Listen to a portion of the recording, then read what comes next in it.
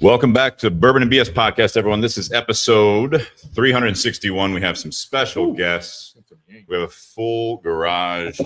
Well, kind of full. We have two others that'll be joining us on screen when called upon, or when they call upon us. But so we've got from Espinosa Cigars, we have Hector Alfonso.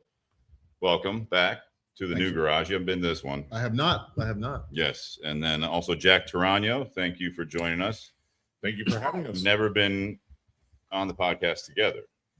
I believe this is a I'm just letting you know now. We got about 20 minutes before all hell breaks loose. Yeah, this is going to be good. This will be fine. Everything's fine. No one panic. Everything's good. It's all good. I want to thank you guys for being here. We also have, just briefly on the stage, if you want to turn on the microphone for them real quick here.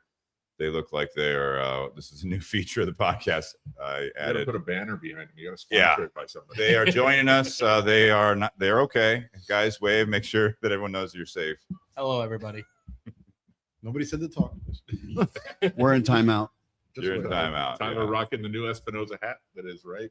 That's right. That's right. Welcome, guys. So we're going to be bringing them on and off here and there as they chime in, so you can see these two special guests. Came in all the way from Florida today, I believe, correct? We brought the weather with us, obviously. Brought the weather. Thank you for the hot, steamy weather. Sure. I want to thank everyone out there. Patreon.com/Bourbon and BS podcast for the continued contributions. We appreciate that. Helps us continue to do this. And obviously, we're going to add some extra cameras and stuff like that. It helps us do that. So we appreciate you guys out there. If you want to do a one-time contribution, Venmo @Bourbon and BS. That's also available to you guys. And then I also want to thank our sponsors, Tinder Box at Easton, Columbus, Ohio. That's where we're based out of. Both of these gentlemen have been to the big Smoking 10 event at different times. Absolutely. What a great Appreciate event. that. And also at different events. I know you guys have done that as well. So we appreciate all that support from Espinosa Cigars. We also want to thank Altadis USA. You can see some of their great brands behind us: Monte Cristo, Romeo Julieta, H. Upman, Aging Room, among others. And also BS Cigar Company. Thank you guys as well. The gold is made by Plasencia and the silver is made by Espinosa Cigars. The Smoking 10 event in March, right? Smoking 10 event is in March, yes. And we previewed, we gave out the hybrid. Yes. Because it was 2 weeks away from being released. The Laranja hybrid was. And it's still 2 weeks away from and then we couldn't get it back in. So I think a lot of people enjoyed that cigar. And hopefully they'll get it soon. Hopefully they'll remember it. 2 weeks. We'll have it. Yeah. We'll just have it as a new release again. Yeah, we've heard the whole 2 weeks thing before. It'll be featured at next year's. As a new release next year. It's the Smoking 10 event. It's 2027. Come check it out. But yes, thank you guys. And then also buyjack.com/Bourbon and BS for any of the swag for the podcast, or also the BS Cigar Company. So check that out. Nate has the focus on the silver lining, which is a silver shirt. Yeah. I like that. It's the only Espinosa shirt I have, or the closest thing to it. Wow. And I have the pour one more, light up another. We'll figure this out together. That's a podcast shirt for you guys out there. So I think with all the t-shirts I sent Tyler, he would hook people up. I'm all. Would you like an old Kentucky Hirsch shirt? You ask everyone that works at the shop. I'm usually the last with a one to little get Tyler any DNA on it. Yo, I can get you in trouble. Yes. All right, so let's get started. Jim Edwards, hello. Good to have you on the feed there. Let's see. That guy is an AR master, AI master. Jim Edwards? Jim Edwards. And he's everywhere. He's doing some amazing shit on AI. Nice. Yeah. Like graphics or videos, just everything. I don't even know what AI stands for. Right. But he's good at it. But he's really good at it. Perfect. Well, good. Well, Jim, welcome. They're speaking highly of you. We do have a new cigar tonight. So introduce yourselves to everyone, please. Hector and Jack, especially. Oh, I'm Hector Alfonso. Tyler, don't bother. Hector Alfonso from Espinosa Cigars. Master blender right here. Responsible for all these great cigars. And some of the best. And I'm responsible for Tyler Jones. And you're responsible for Tyler.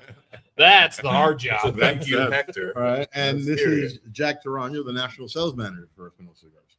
Who's responsible for Tyler Jones, among others. Speaking highly of Jim Edwards, not so much of Tyler Jones. Not so much. I I think Jack makes him nervous. I really do. I was here a couple of weeks ago. He was great.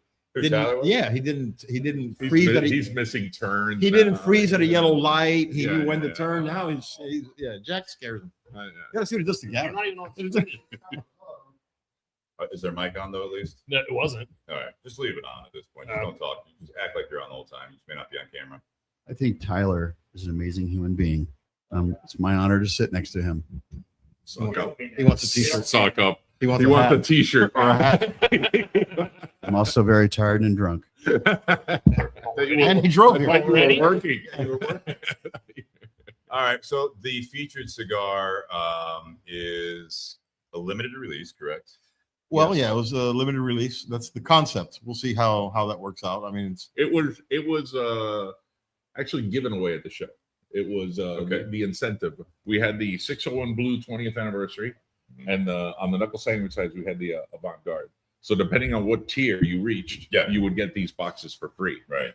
And then we knew it was going to do really well, so we ordered triple the amount. Enough. And the moment all those were fulfilled, we put it out for sale, and it's still killing it. So this is for sale now. For not sale. just from the bonus orders. Correct. and it's kind of for Knuckle Sandwich. It's kind of a gateway cigar. We didn't really have a gateway cigar in that brand. And I want to talk about that. All right. All right, so go on. So people would usually they would say the Connecticut is a gateway, but the Jack. I don't think anybody smokes more Knuckle Sandwich Connecticut than Jack. It's not a gateway cigar. No, it's a straight medium cigar. This one kind of this was a little mild to medium, but it does ramp up a little bit towards the end. So you'll see. This is your first one, so hopefully you'll enjoy it. You haven't smoked this before? No, because we, with the orders, a Tinder Box, so we got one box. So anytime we get like one box or two boxes or something limited, we are not, like, staff won't smoke it. Tyler, he's doing a great job. Let's just leave it at that. He had a bundle of it a month ago. I'm just saying. I got a knuckle sandwich today when he stopped by, but it was a Connecticut, which is great. That's my jam. What's that? That's my jam. That's your jam. Yeah. So the entry. So I think it was. Is that your guys' soundbite? This is like an entry cigar or a Gateway. I like to use the word gateway. Okay.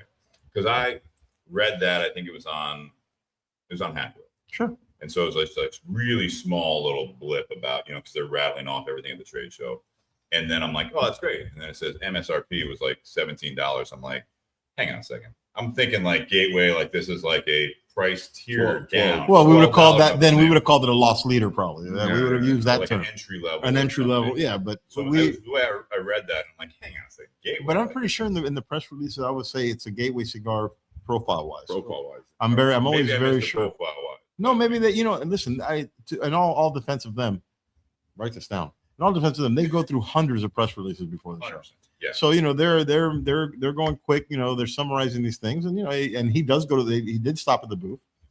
But I've pretty much every year that we do something, I always kind of talk about the profile, so it's important. No, it's great. No, this does have an interesting start. I would not say this is extremely light. Compared to the other knuckle sandwiches, you have to compare it within the bucket it's in. Okay. Well, it's a limited. I think it sits nicely with the chef specials. The first two, Yeah. not the last, not the last three chef specials. Yeah. But The last three chef specials were a little more hardier. Avant Garde, what does it mean? By request. Why do we call this Avant Garde? Because I know we're guy approved it. Guy approved that we went with that. Avant Grand. Yeah. Great. No. Dude, what are you doing? It's my eyes. Oh, what are you doing? This is really limited. So what he's referring to is we were in such a rush to get him out to the show that we never went to the printer to check what was being run, and the bands were run. Junior Espinosa went down to Nicaragua, and took about 400 bands with him to get the samples we were going to give away at the show. I know it happened. I know it already. And nobody until they got back from Nicaragua noticed that it didn't say Avant Garde on it. It said Avant Grade. Do you know what my theory is? Do you guys know why I did that? Miami. English is not the first language. I don't know. This is Junior doing this, right? Yes. Does he design all the graphics? Yes. Yeah, he's- And Ricky him and Matt Cohen, Mac, okay. the graphics design. Okay. So I just posted an Oliva event, and I put out it was a Facebook event page, and I did the email and everything else. And I got a message like minutes later from John Federley. I don't know if he's listening, but he's like, "Hey man, I just don't want to put you on blast, but I think spell check got you. It said Olivia. Olivia. So I'm wondering if they punched this in when they're typing in on the band, and they put guard, and it just like it corrected it for them. Yeah. 51,000 bands later. They did. But to be honest with you, it's not a word that's part of the lexicon in Miami. You know, a lot of guys in Miami saying avant garde. You know, it's not.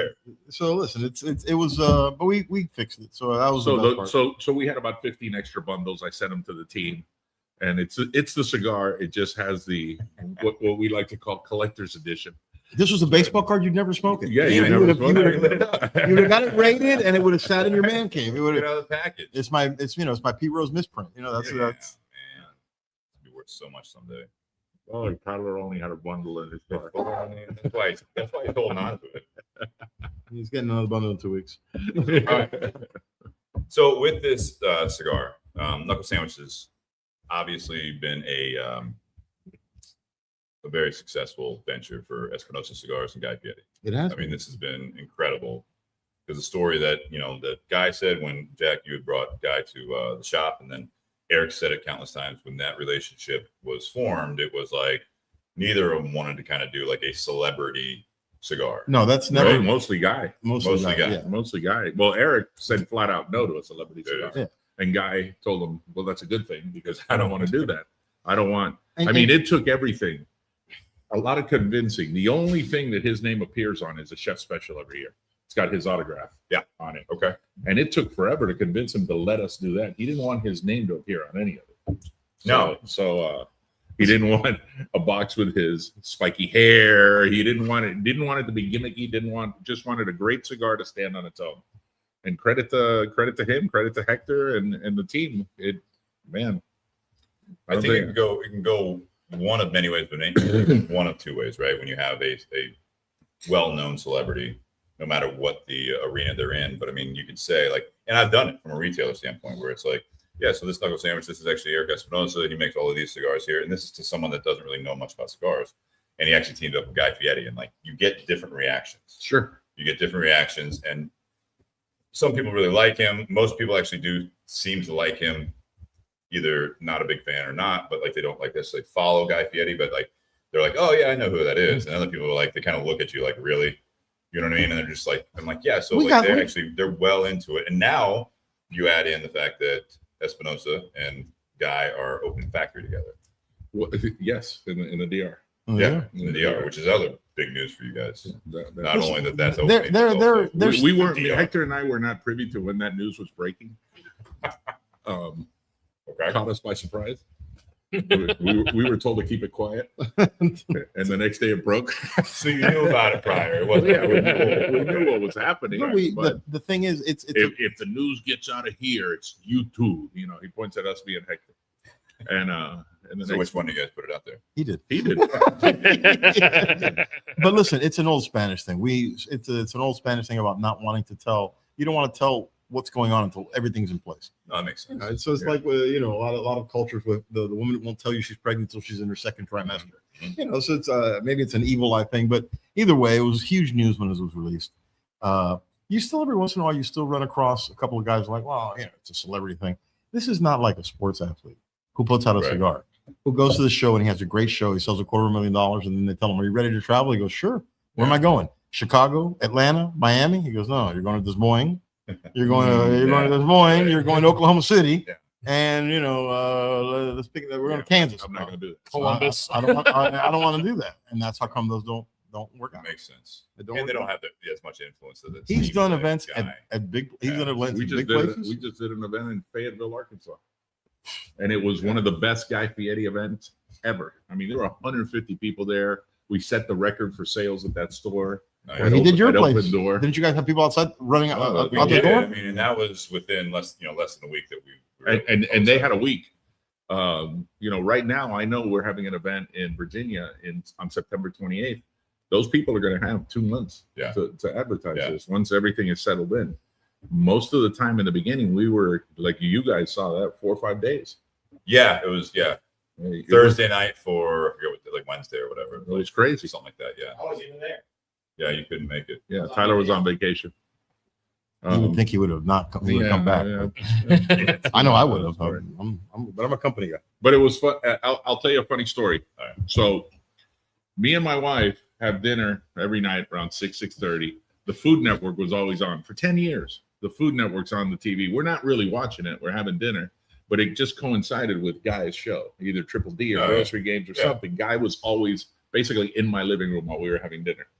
And then Eric likes to tell everybody he's not starstruck, he's not this, and I thought it was funny. I hear the rumors start that we're going to do a cigar with Guy. Yeah. And then one day he walks in and he's sitting in front of me and I was like, I was starstruck. I was like, holy shit, I've had dinner with this guy for like 10 years in a row. It's called fangirling. He didn't know that. It's called fangirling. And we shot the shit for a little bit, and then he for the next 3 months he called me big guy. Hey big guy. Hey big guy. Guy did. He referred to me as big guy. Big guy. And then I remember the first time he turned to me and he said, "Hey Jack."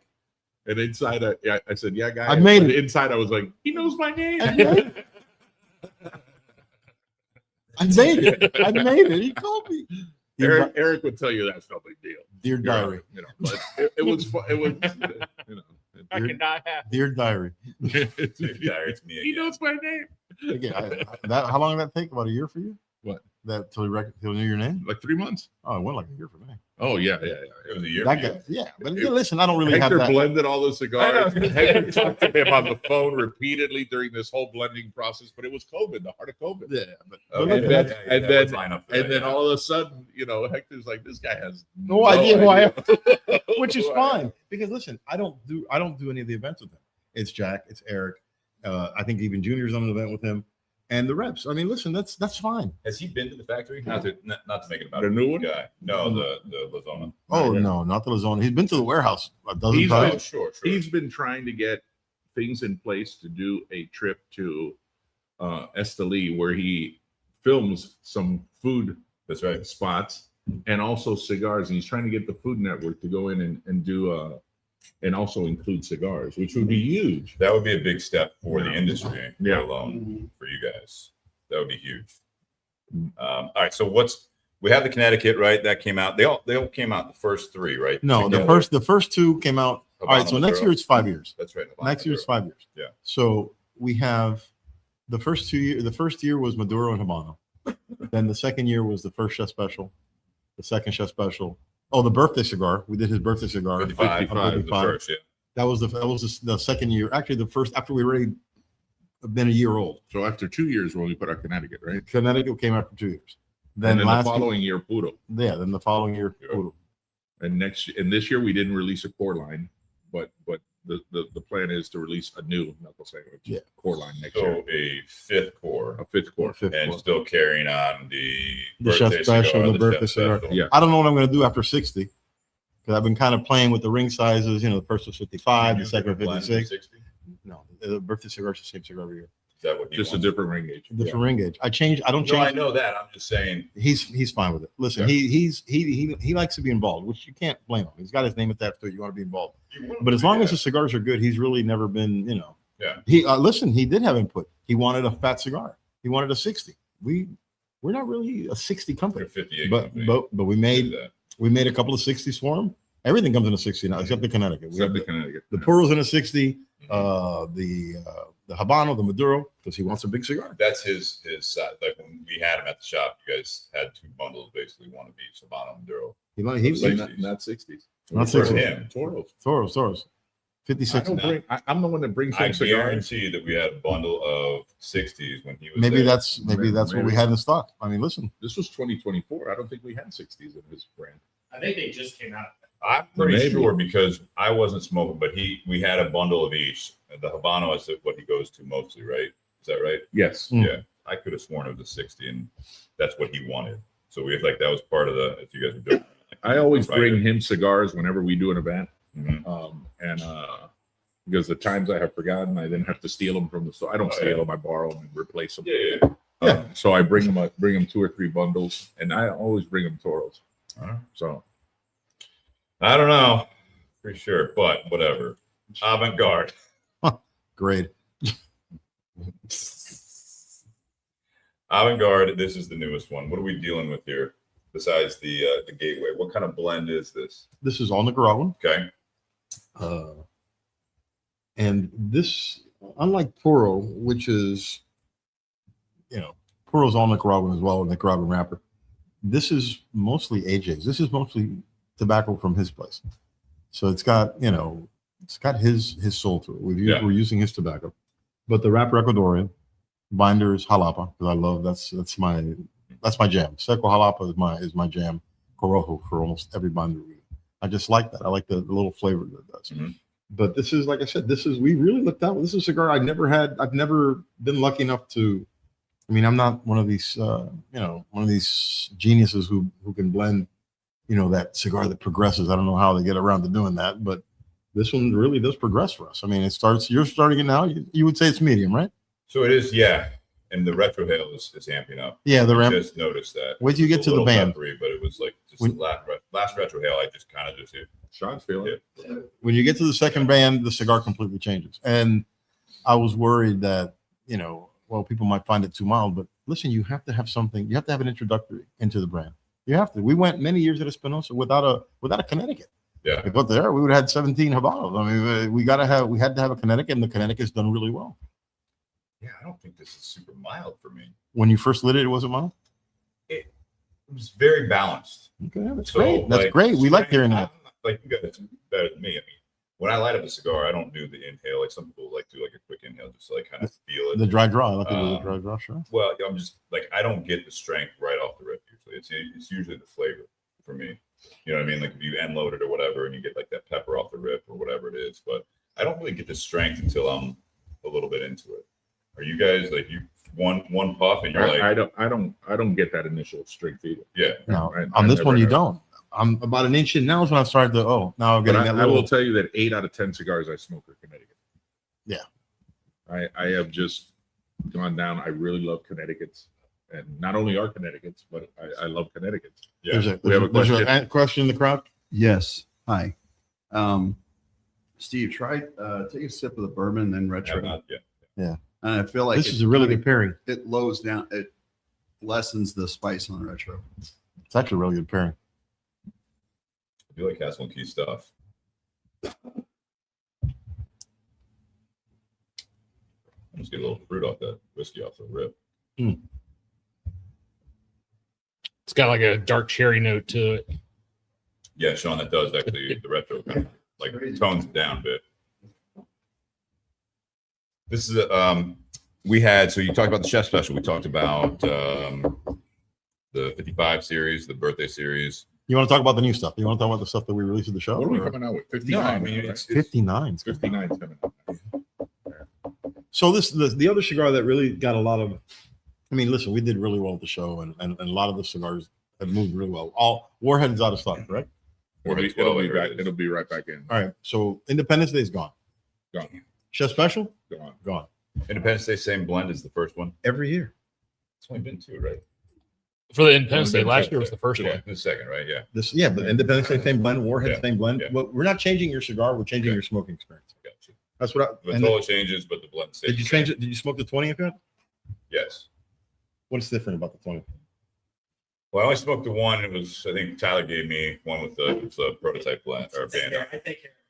Yeah, but now he still doesn't have a shirt. I mean, I'm just pointing things out. That's because Steve's the GM of the shop. Oh, I got you. I liked it. So the 601 blue that we carry on a regular is the short Churchill. I love that cigar. So the ring gauge alone between that and the 20th, and the 20th an oval, Substantially different. substantially different. 56 oval. And I think it changed just basically It's not the same blend. It isn't. No. The 20th? The 20th actually, it's touched up a little bit. But tweaked. The smoking experience will change. It was definitely different. The oval is completely different. Yeah. The draw was different. Got a little Hector Zhuzh to it. I did that little Salt Bay thing. It's very, very, very cool. Bounced it off his elbow. No, the 20th, it was good. I liked it because again, I use that on this. It balances out a little bit more. It's not as in your face as the regular. Yeah, I think the short Churchill, you get a lot of that broadleaf. You know what I mean? I love the size. It's 48. It's a great size. So I mean, you go that to what is the oval? Is it a 58? 56 oval. So you want to laugh? time. So we go out. We purposely blend the 20th anniversary to be, because we know it's going to be expensive, a big cigar. Mm-hmm. Went into a shop and the guy said, "Man, my guys say it's too big." I go, "It's too big. It's too big. It's 6 and 7. It's 6 and 7. It's a long cigar. Yeah, it's 6 3/4. It's a long cigar. Yeah. But I said, Got a good presence. It's got a good presence, man. Gotta You're get right. that secondary band on there, right? It does have Yeah, it's got a secondary 20th. band. Yeah, it's got a 20th band on it. Listen, I like all the things we did this year. We scaled back a little bit on the chef special because last year's Matafino was very strong. Oh, dude, I love that. I Yeah. love that blend. Well, if you love that blend, I got something for you in the second half of the show. But I'm telling you, it was great. It's hard to really keep track because not only when we have new releases, we had re-releases. A lot of these things that we re-released in the 6th province. Wait till you try this. Have you seen the presentation for the 6th province? I saw a picture. I thought. Oh yeah, 6th province. I mean, Every year with that. Junior's done is a bang unique, right? right? It's the Cuban, First one was the swing box. the swing box. Then we have the very stained glass. The one no. Yeah. Then you had the doors, which was very fragile. Yeah. Then came the big one, which is the doors Yeah. with the 10 coffins. Then I want to say it was the jar. The jar. The jar. Then came. There's another one. Oh no, the box, the white box that opened up had the side indoors. Indoors. Had the slide the indoor. ones that the purple. cigars The one that BMW. were sitting in like tubes. And that's ORT. That It's was ORT. Oriente. And now Miami is the 7th. Miami's was the one with big humor. Did you already say that? Humor That- really that- big. ORT. That was ORT. number 6. Yeah. That was the 6th one. This is the That 7th one. box. That box is beautiful. Oh yeah, that box is nice. Jeez. That box is really, really nice. Was that hand painted? No, that was printed. No, that was the artwork is the artwork was original. And Yeah, then whatever process Junior went through. Dude, it to looks get like this a going. watercolor almost. It does, looks doesn't it? beautiful. Listen, you can see the progression. When the first two were like, wow, that's really ingenious. So now the third one, I think the third one was the box. Or That the swing box, there were only like 500 of That them. was real a small run. I'm saying They the, ran out of them. Crazy. Like the first the day. ingenuity was there, and then the polish came after the jar. Yeah. The jar, the little box with the cool things, the ORT, which was really sick, and this Miami one was phenomenal. I'm gonna have this. I think the one with the big Fire. white plantation doors. Oh, that was cool too. That's- Yeah. Yeah. my That was the That's the same MTZ. glass, right? It's like- Yeah. That was, doors. That was Well- CMW with the white little panel doors that open. That was CMW. No choice. Don't go get. But you had CMW. how many different releases this year? 8. 8 re-releases and releases. Let's call them what they are. A lot of them were re-releases. Chef Specials a re-release. Six Provinces a re-release. We faded out our Warhead vanilla, Independent. Warhead Yeah. and Independent. We had 4 re-releases and 4 releases. Azúcar. Yeah. And then that's gone, and we're bringing in Entice? Entice, which is a vanilla. Does it say vanilla anywhere on the marketing? It does. Can't sell it in Columbus. Flavor That's Man. something. Beautiful government of Columbus. Well, I mean, that's something that hopefully will be turned over in Ohio. It's at the Ohio Supreme Court right now. States going after cities, but like that is something that I don't. Do you guys ever think of that? You guys don't do a lot of flavor infused things, right? No, that's So the only one in our is lives. that ever a conversation for you guys? Like, how do we Listen, we keep knew it vague? And we then know going somehow get in across? that we're going to lose Massachusetts. Yeah. And California. Yeah. So Eric Jr. is watching. I just want him to know that he's down $63 to be in the World Cup pool that we're doing. I don't know if he's clear on that. I didn't know he was He watching. is Argentina. I've said all baby. those nice He is things now. about him. I got to take all this shit. Argentina. Argentina. Comeback, right? Oh yeah. Yeah. Yeah. Can't trust the English. Can't trust those guys, those tutors. They can't finish the job. Can't finish the job. You know, Jesus Christ. 250 years. They had 13 colony lead at one point. So where are we going with this? Nate, first of all, what do you think of this? You haven't really chimed in on the Avant Garde. I just hit the second band, and like Hector was talking about, I had retroed, throughout the first half of the cigar, and then I just got to the secondary band, and boy, does the spice pick up! Yeah. It really picks up I'm a lot of On the- things, on the but I'm not a palate. liar, I'm telling you. on the palate and through the nose. It definitely picks up a lot. But yeah, it starts out very smooth, got that kind of creaminess, but there's definitely some body to it. I still think at the front half, but then now just hitting that secondary band, This- This cigar is so troubling that I have gone out of my way to chart every cigar that we make. I have no idea where to put this cigar because it starts here and ends here. Yeah. And I can't do one of those, sliding little scale where it goes up. But this cigar, listen, I really dig this cigar. I don't know if it'll be back.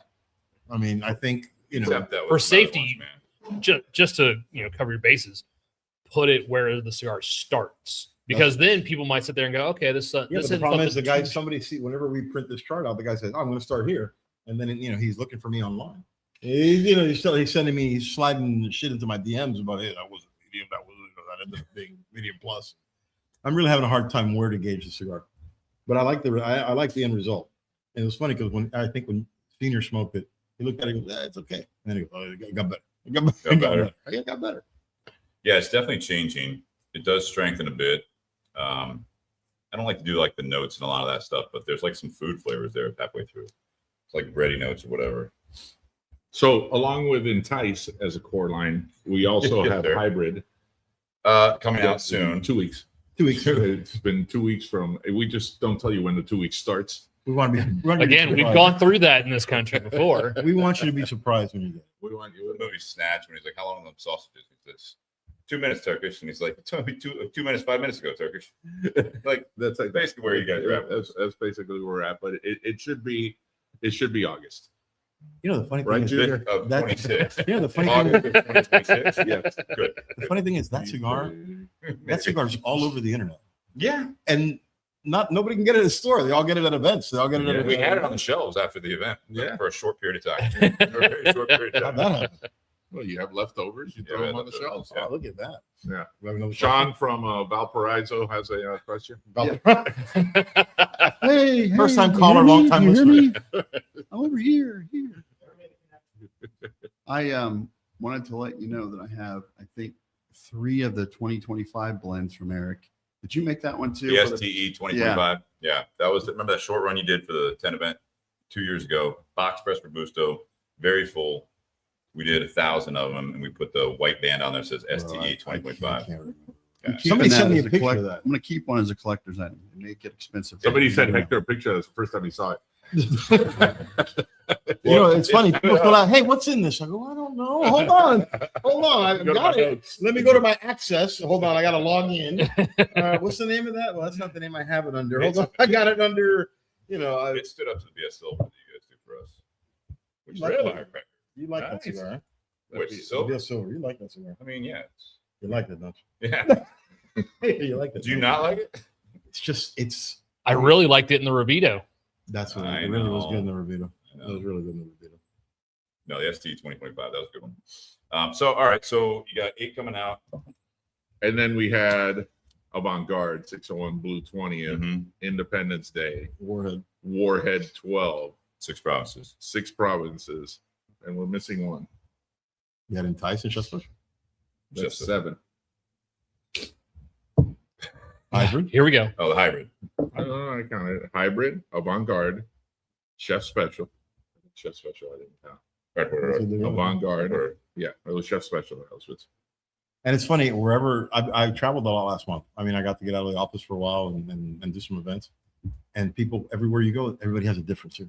Well, this 20th should be cigar of the year. Well, from your mouth to God's Well, ears. and Yeah. You go somewhere else. No, I love the Chef Special. honestly, 20th was meant as some of the others were limited releases. It was going to be a limited release, but it's doing so well. I think we're going to maintain The it 20th. for a while. So I said that to Tyler. I mean, like you could do that. There's plenty of companies that do like the 20th anniversary Into the 21st, or whatever. yeah, Yeah, and it just becomes I mean, shoot, Perdomo's been doing that with, and Rocky's been doing that for so long, where it's like the decade and the 15. But I think more importantly, it's a marker. It's a marker in the progression in the history of the company.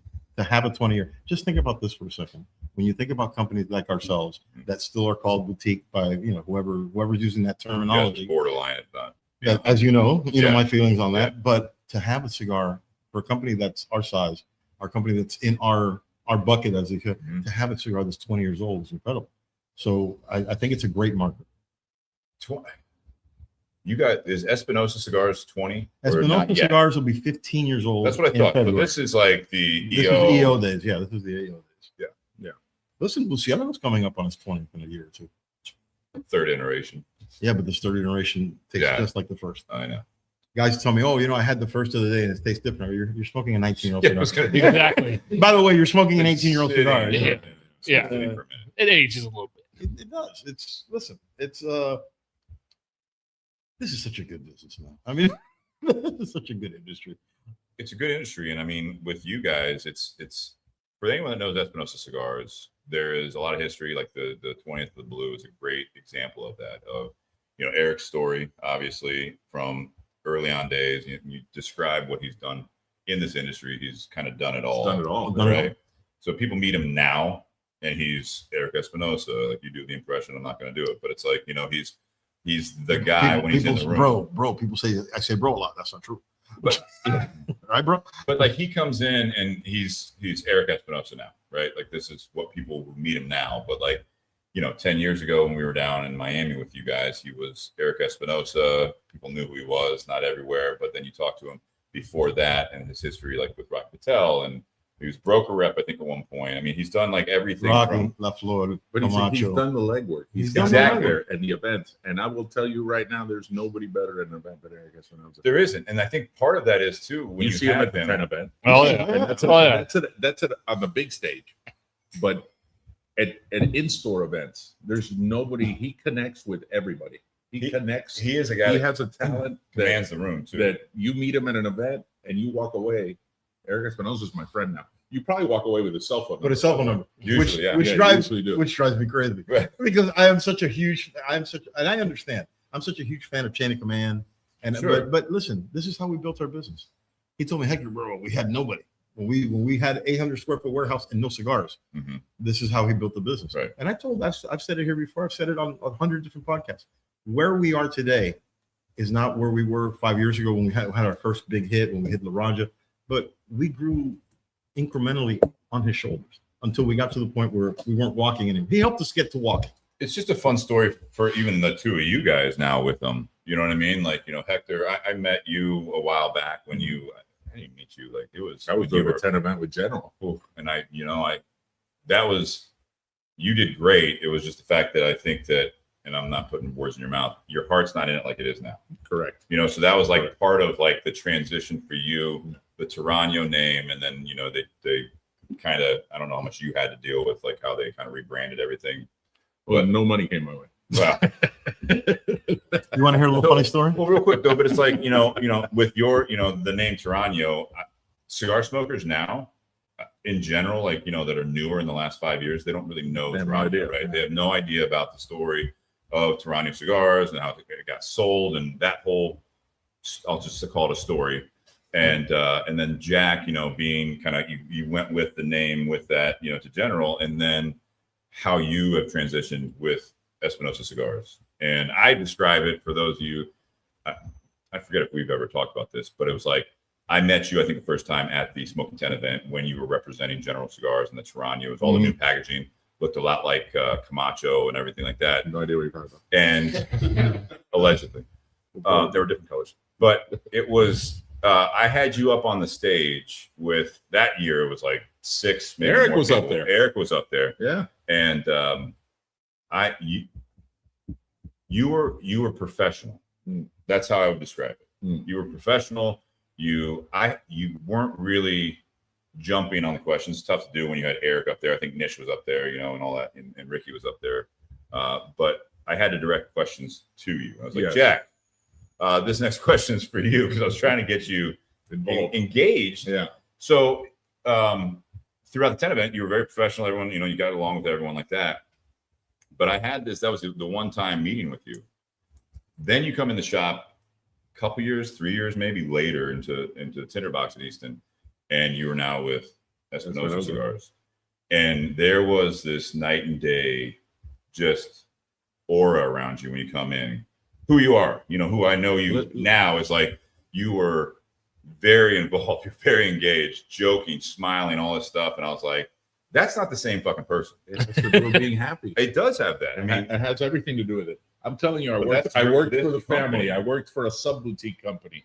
Then I went to General, and I've been with Eric now 7.5 years, and with Hector and the team that Eric put together is people that you love to work with and have a great time. If you're not having a good time in this industry, you're doing something wrong. you're doing something wrong. I mean, there's business to be done, but you got to have a good time. Bro, if you And can't, I've in the 7.5 years, I've never been happier in the role. James says professional. Jack must be a different guy. James Garcia with the troll of a lie. it's that red hair. Yeah. It's that red-haired guy. I can't make fun. Somewhere, I don't got know him where in he's. solid. He's in some podunk town in Pennsylvania. Paris. But listen, what is it? I don't if know. you can't go to work and not laugh 8 or 9 times, then there's Right. something wrong with the office. Right. I mean, that's the way it is there. And you're in retail. Mhm. How many companies? And I don't even want to say our size. I'm going to go beyond that scope. How many companies have this kind of coverage? Eric, Richie, Mhm. Jack, Junior, who when he's trapped, Junior became a dad now. And Yeah. I get it. Yeah. He's got youngins, and I get it. Now me travel. You got 5. You got Yeah. like a 5-headed monster. Yeah. A lot of companies don't have 2 guys. Some Well- have 1. And there's a difference because there are Plus our reps. companies of different size, and that's to speak actually kindly about Tyler, unless you guys want to bash his balls some more, but We've got Tyler knows how much I love him. there is a difference I'm all okay the with way to your point, Hector, and with you out at events as well. You kind of always typically like I want Eric, I want the big dog, I course. want the I actually Trying to I raise an eyebrow when somebody says they want me. I go, what? They owe Eric money or something? Why Yeah. would they? Why don't they want Eric? I get it. It's usually might. because Eric said no. Well, And we all provide something different. Listen, I'm not. Jackson go in there and break your balls in the humor in the lounge. Eric's gonna entertain you. Richie's gonna show you things you don't need, and because he's a monster. And and I want to talk I want to talk inside baseball with you. This is why you're tasting this. This is why the cigar is different. This is why we're Yeah. going in this direction. Yeah. We all have something different. Yeah, and then it goes all the way to the reps. At least the rep that I know is Tyler Jones, and that's someone that with from my vantage point, from the retail side of it, from the customer side of it, is that when a rep walks in and there's been customers have been to events and all that stuff, but they come in, Tyler says hi to them by name a lot of times, or at least they know his name. That's a big thing because I've seen that with That's reps. youth. That's youth. I It's forget everybody. I forget everybody's name. But they know you. There's a difference though when you rep a company as a traveling salesperson, you walk into all these different shops, and when you pick a person that is the brand, right? So like, yes, Espinosa Cigars, but I've seen other reps over the years. I'll say Josh Bentley, who's with Altadis. He was our rep for a long time before he was promoted. He'd come in the shop from events. He would he'd Facebook friends with people. Like Altadis didn't have a face. You know what I mean? Lee Whitaker in our area, Oliva didn't have a face.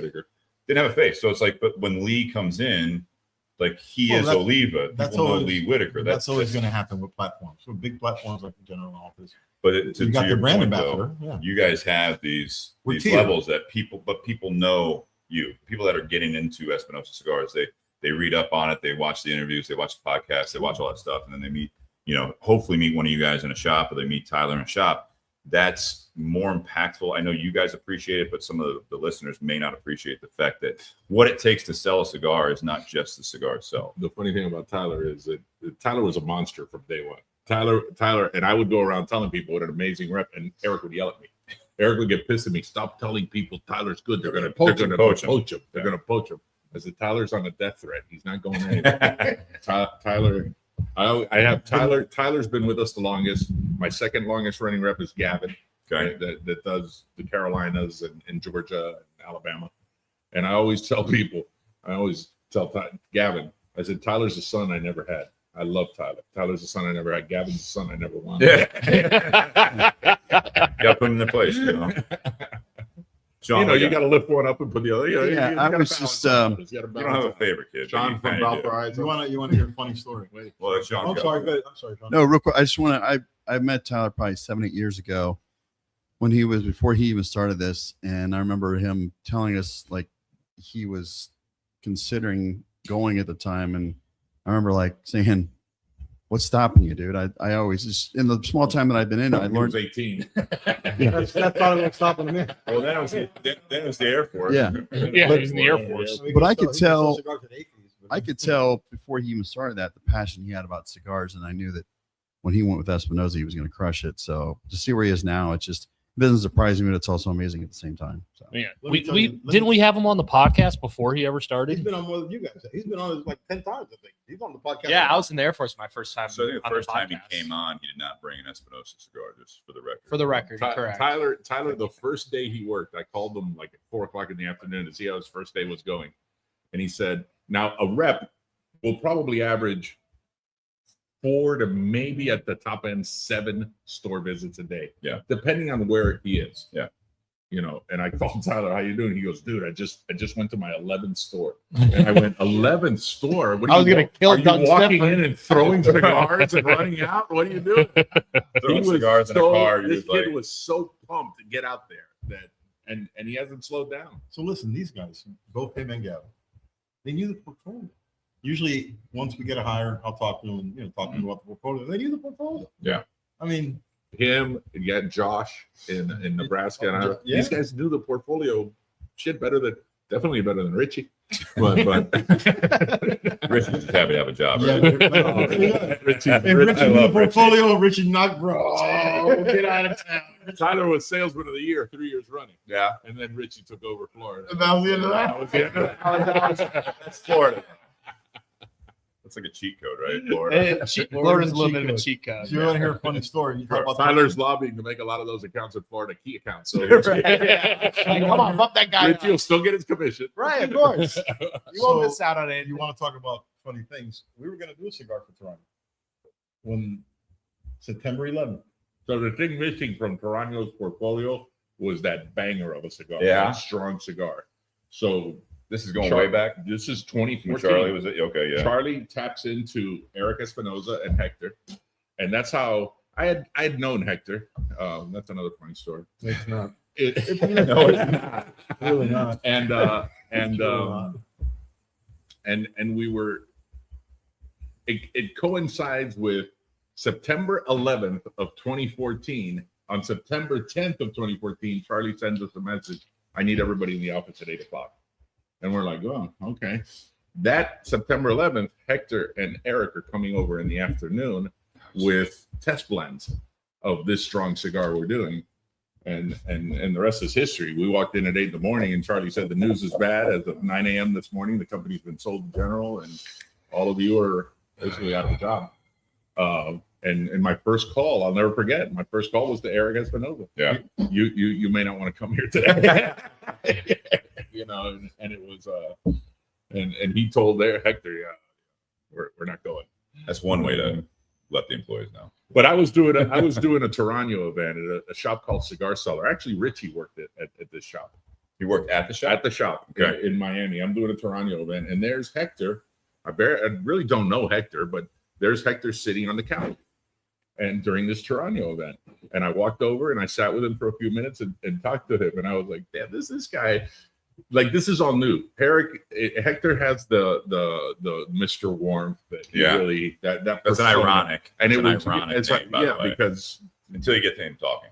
and I remember as I went to get up, I said, "Me and you are going to be friends." And he looked at me like I date raped him. No, we're not.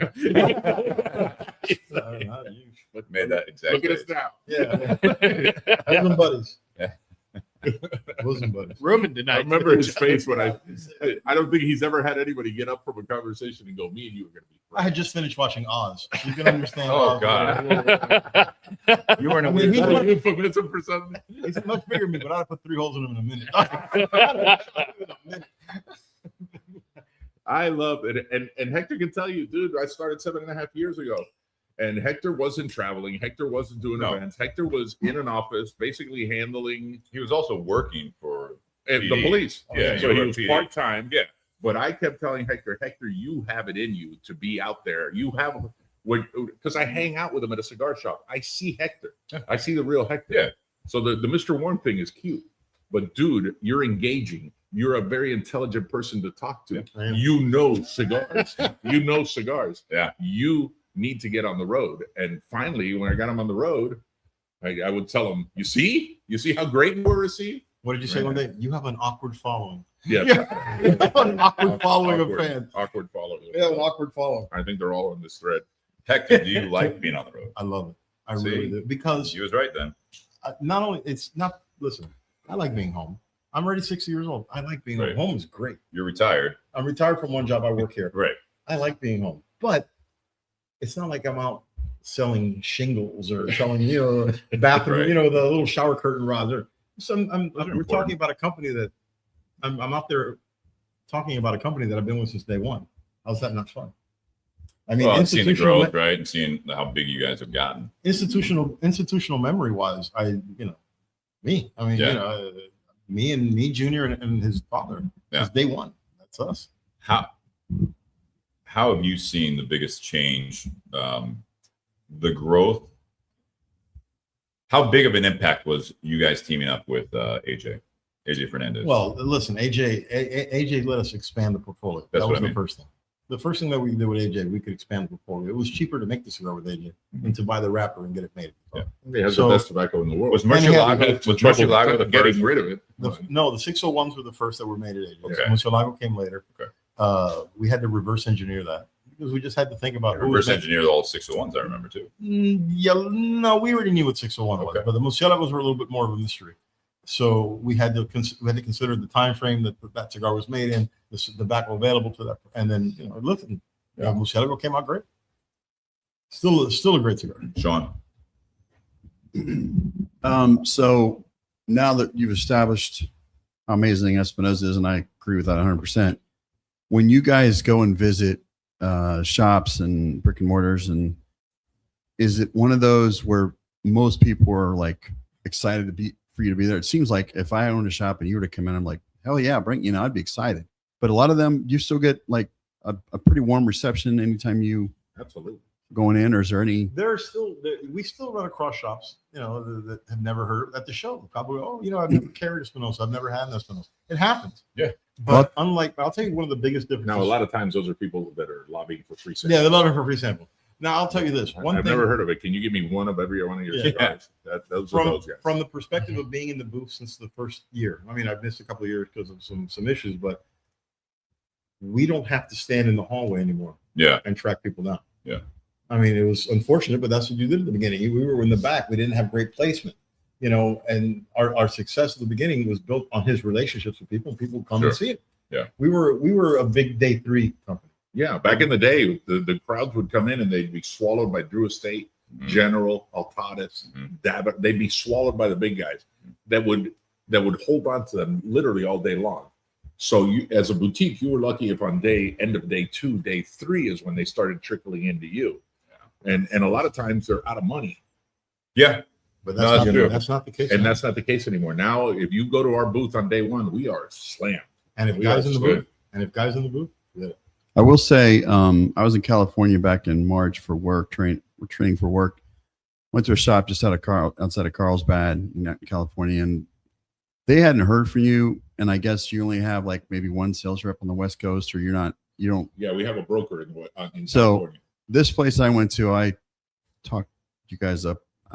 I bugged them to start reaching out. So hopefully, I told them your guys were one of the best, and hopefully, I still keep in touch with a couple of those guys. I want to keep bugging them to make sure they give you a shot, because they're a big cigar. I mean, listen, we're at the point that we have enough retailers that if a retailer really doesn't want to carry you, or is hesitant. he's not going to be a good partner.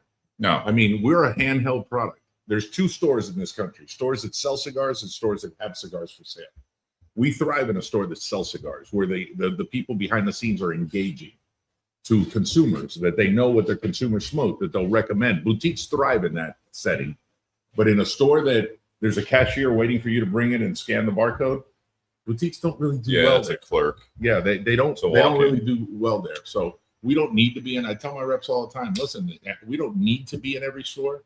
You want to find the really good partners that will, Yeah. it's a they're- give and take. Yeah. Because if you rely on the walk-in humidor, Oh, By they're, itself, they're grabbing it's- macanudos and running out the door. And listen, you know? you mentioned Guy earlier. Guy was great for us. Mhm. I mean, we as a company, we had never done pre-orders ever. Mhm. And when the Guy thing came out, we were getting pre-orders, and possibly 30 people had smoked that cigar. There was No rep had spoken. no rep that smoked it. The only people who smoked that cigar, Eric and Guy did a 2-day, I think it was a 2-day jaunt. They one day on a Monday they drove around and Palm just Beach and cold called yeah. some cigar shops with some samples, Yeah. and handed them out in Fort Lauderdale. And then the next day they did it in Miami, and they built a little bit of excitement there. The initial order was 6,000 boxes of Habano and Maduro, and then a week later we opened it up. This was a week before the TPE. Okay. We opened it up to pre-orders, and no rep had smoked this cigar. We had the Sight opposite, unseen. so it's sight unseen. Really? And we were in day 3, we're at 5,500 boxes sold. So we had to order more. And we ordered more. and then we walked out of the TPE a week later north of 8,000. We were already back ordered on this cigar Because a guy. And all we had as sales reps were pictures and a price sheet, Pictures and it and was price. said we're They like, still had nothing. I'm just trying to explain the cigar to people, and And unlike hybrid, went over really well. unlike hybrid, that cigar was scheduled to be released like March 6th, and it was released February 28th. That actually came early. That was crazy. It came early. That was crazy. It came when they early. did that. So that was when that arrived. 6,000 boxes came in and were gone within a week. Those are some And good we're numbers. like, all right, we're on back order. That was a good way to finish up February.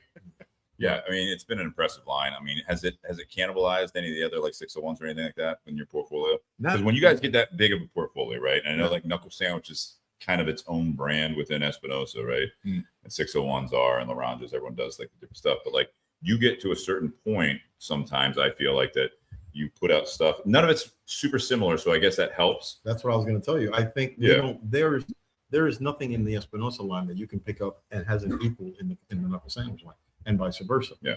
And that's And I think because of the size of the Espinosa portfolio, I mean, we're still carrying about 60-65% of the load. Sure. Knuckle Sandwich is anywhere from 30 to 40%, Which is large.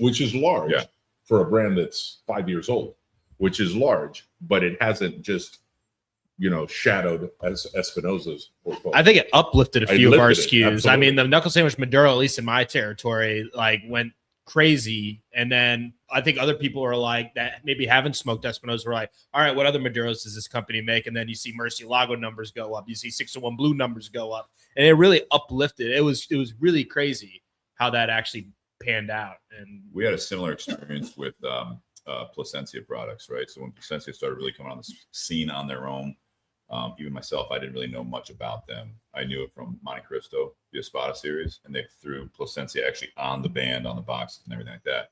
Then it shifted. So where people come in like, oh, that's made by Placencia now. I'll try.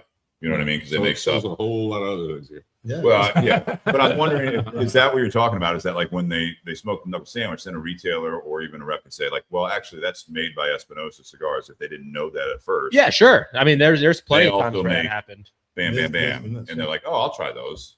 601 Blue is 20 years old. It's still one of our best sellers. That's great. Still. Top 5. Top 5 easy. What are the other top 5? Oh, that's I don't. So Grandma? the funny thing is when I got hired, Grandma. Eric and I went on Facebook Live my first day, January 2nd, 2019.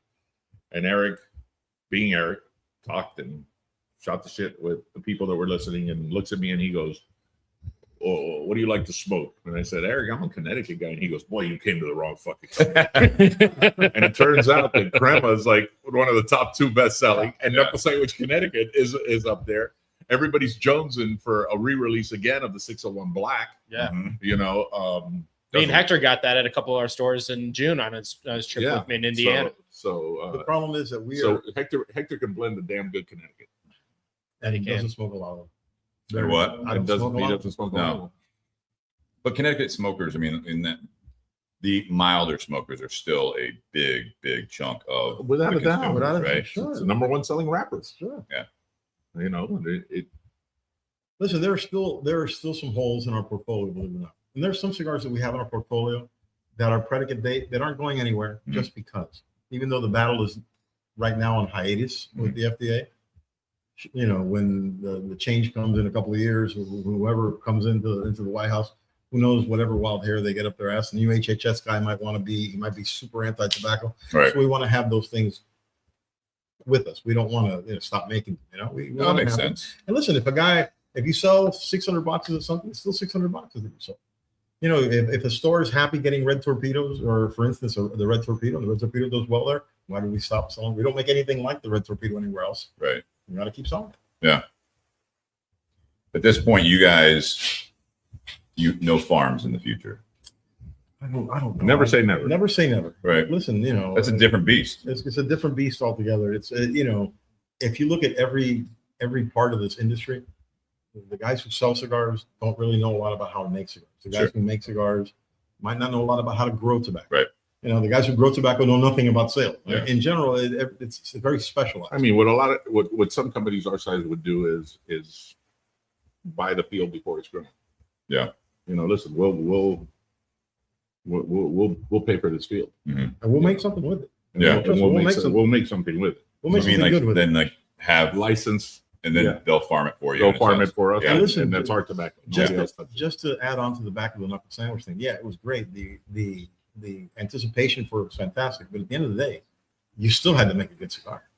If the You do. cigar wasn't good, it would have been, you know, this thing would have been over. one and done. It would have been the one and done. And the Hector, cigars are great. you going to AJ's factory when you're doing stuff, or are you doing it from Lozano? Are you doing it from Miami? Like, how does this all It work? depends. The If we're doing relationship? something new, Yeah.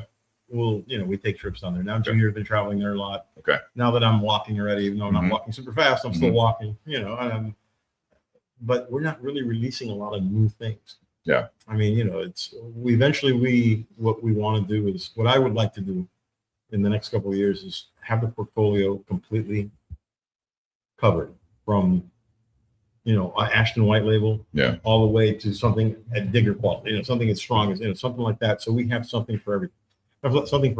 Yeah. We're still right now, you know, we're making our way still. We're still making our way. Listen, we learned when we launched that first birthday cigar, Mhm. we said, you know, we don't know how this is going to work out. Yeah. You know, let's just do 500 boxes. And 500 boxes was the worst thing we could have done. We did 550 boxes. 50 of them automatically went to Guy. Yeah, I remember that story. Big, Yeah. big 55th birthday. Yeah. And 50 of the 550 went to him, and then one of them we opened right away. So really 400 and $4.99. I'm going to go with 498. Right. 498 were Okay. sold, and they were sold out. These guys sold them in like an hour. And all we Oh, did was, 100%. upset retailers because you wanted 10 boxes and I could send you one. Yeah. Yeah. Maybe two. And now you're pissed because you got to wait till next year. So we've learned, you know, and he, in one of the Zooms that we did with him, he said, like, you got to do more of those. You got to do more of those because he's really confident in the brand, Yeah. which is great. To have somebody Helps you. yeah, of course, because he's Yeah. like, he wants you to go balls to the wall. We're going balls to the wall. Hey, what questions do you have? You've been quiet over there. I'm sorry. No, you're good.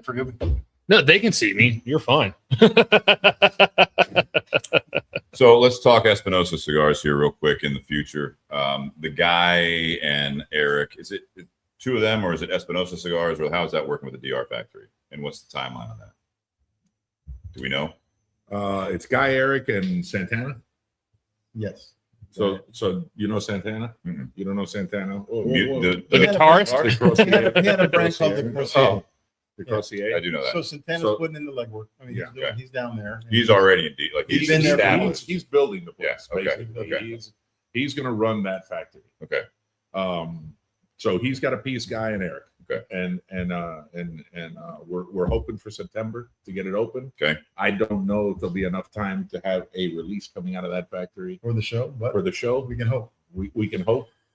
Are we looking forward to Hector? I And hope so, yeah. I'm saying, like, are you like more Dominican heavy blends, No, or no. we're staying more with Nicaragua heavy? We have to continue to cater to the guys that buy our cigars. I mean, you know, that we might launch something that's a little Dominican, sure. That we might launch a Dominican cigar or two, possibly. Like, is there like an Espinosa Dominicano? Maybe or Dominicana another or Sandwich whatever? Dominicano. We don't know because Yeah. we're not there yet. But Yeah. we're not going to lose the profile that got us where we are. I mean, that'd be No, shooting but I mean, ourselves you can expand that way. I mean, My Father Cigars obviously recently made big news with In the Honduran Honduras. factory, Sure. which was kind of a surprise until it came. Like the news popped out, and it's like massive factory.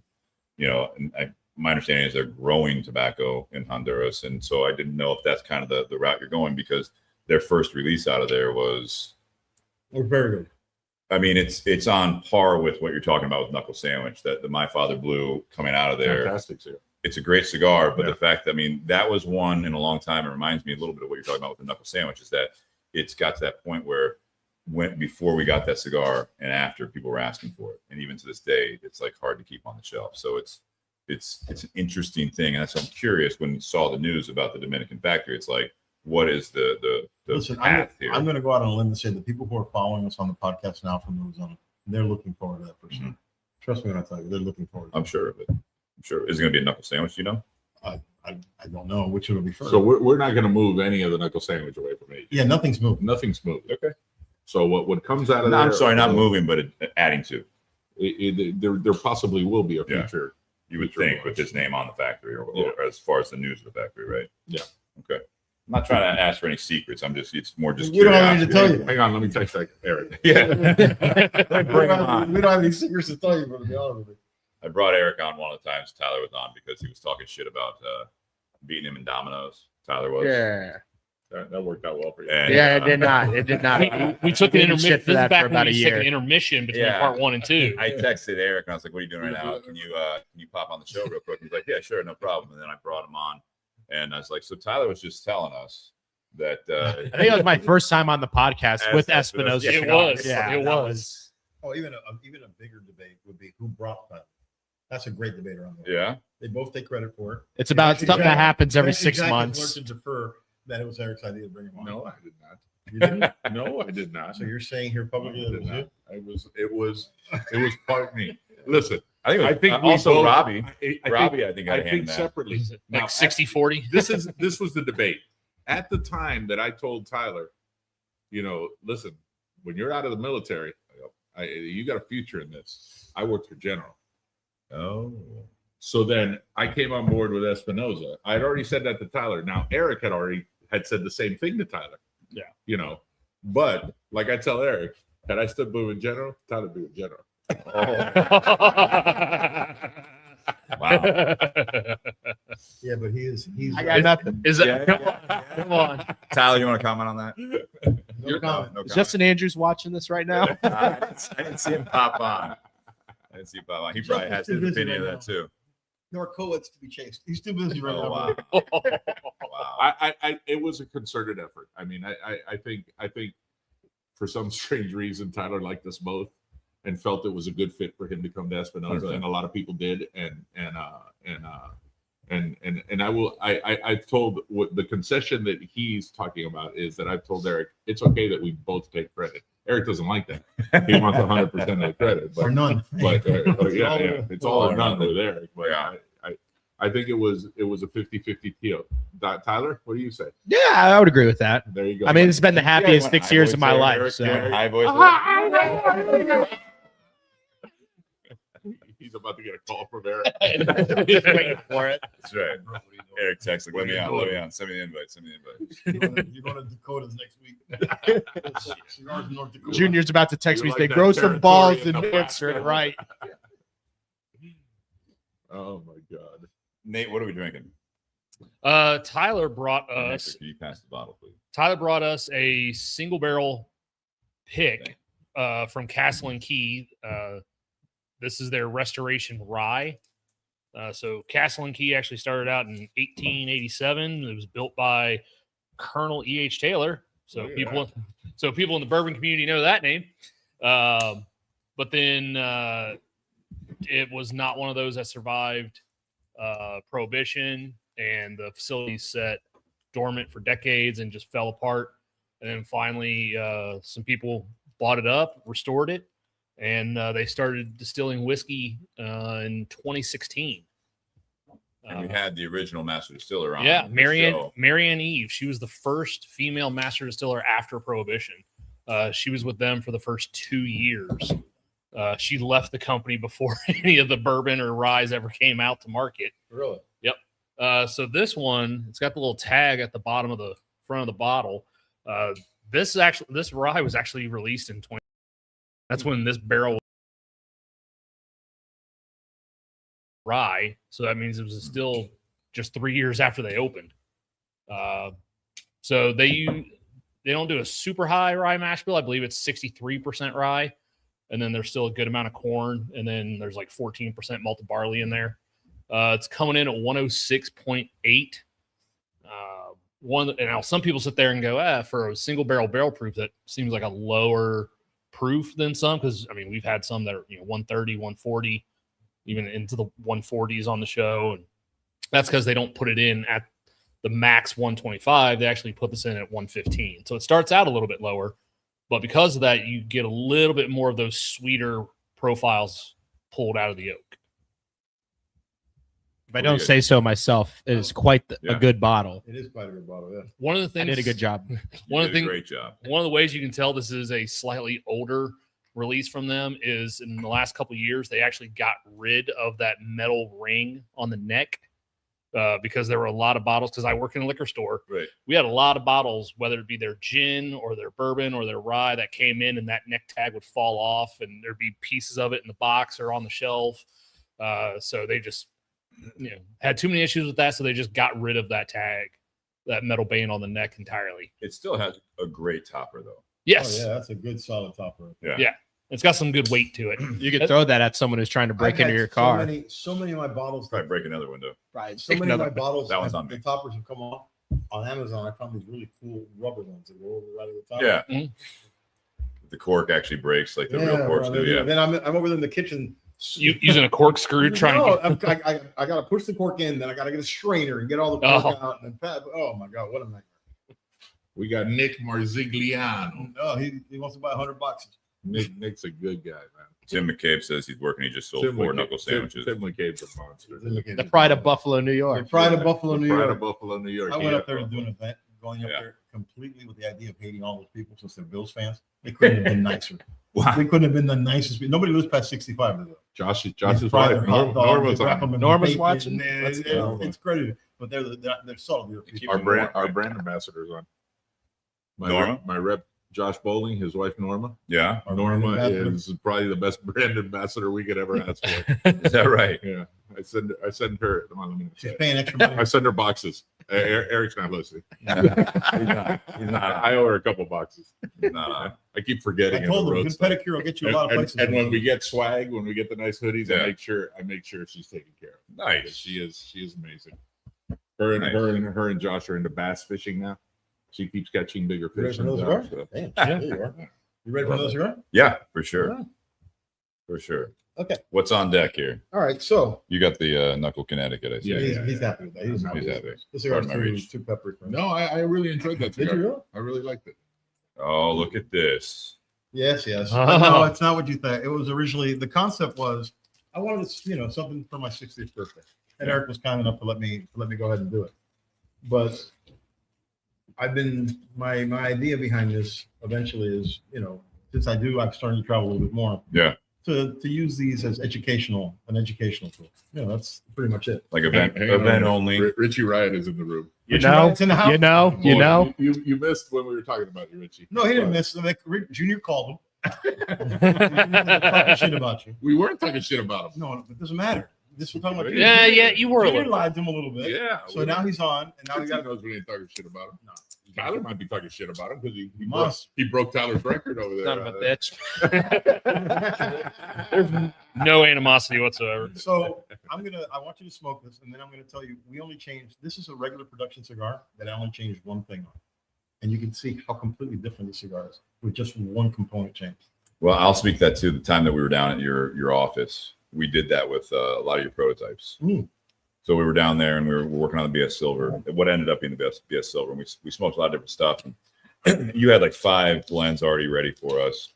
And then after that, it was like we were at his desk. Guess still in the same office. It was a free for all then. He starts pulling things from his humidor. Try this. Try this, and then like you're like an inch in. He's like, all right, put that down. Now try this one.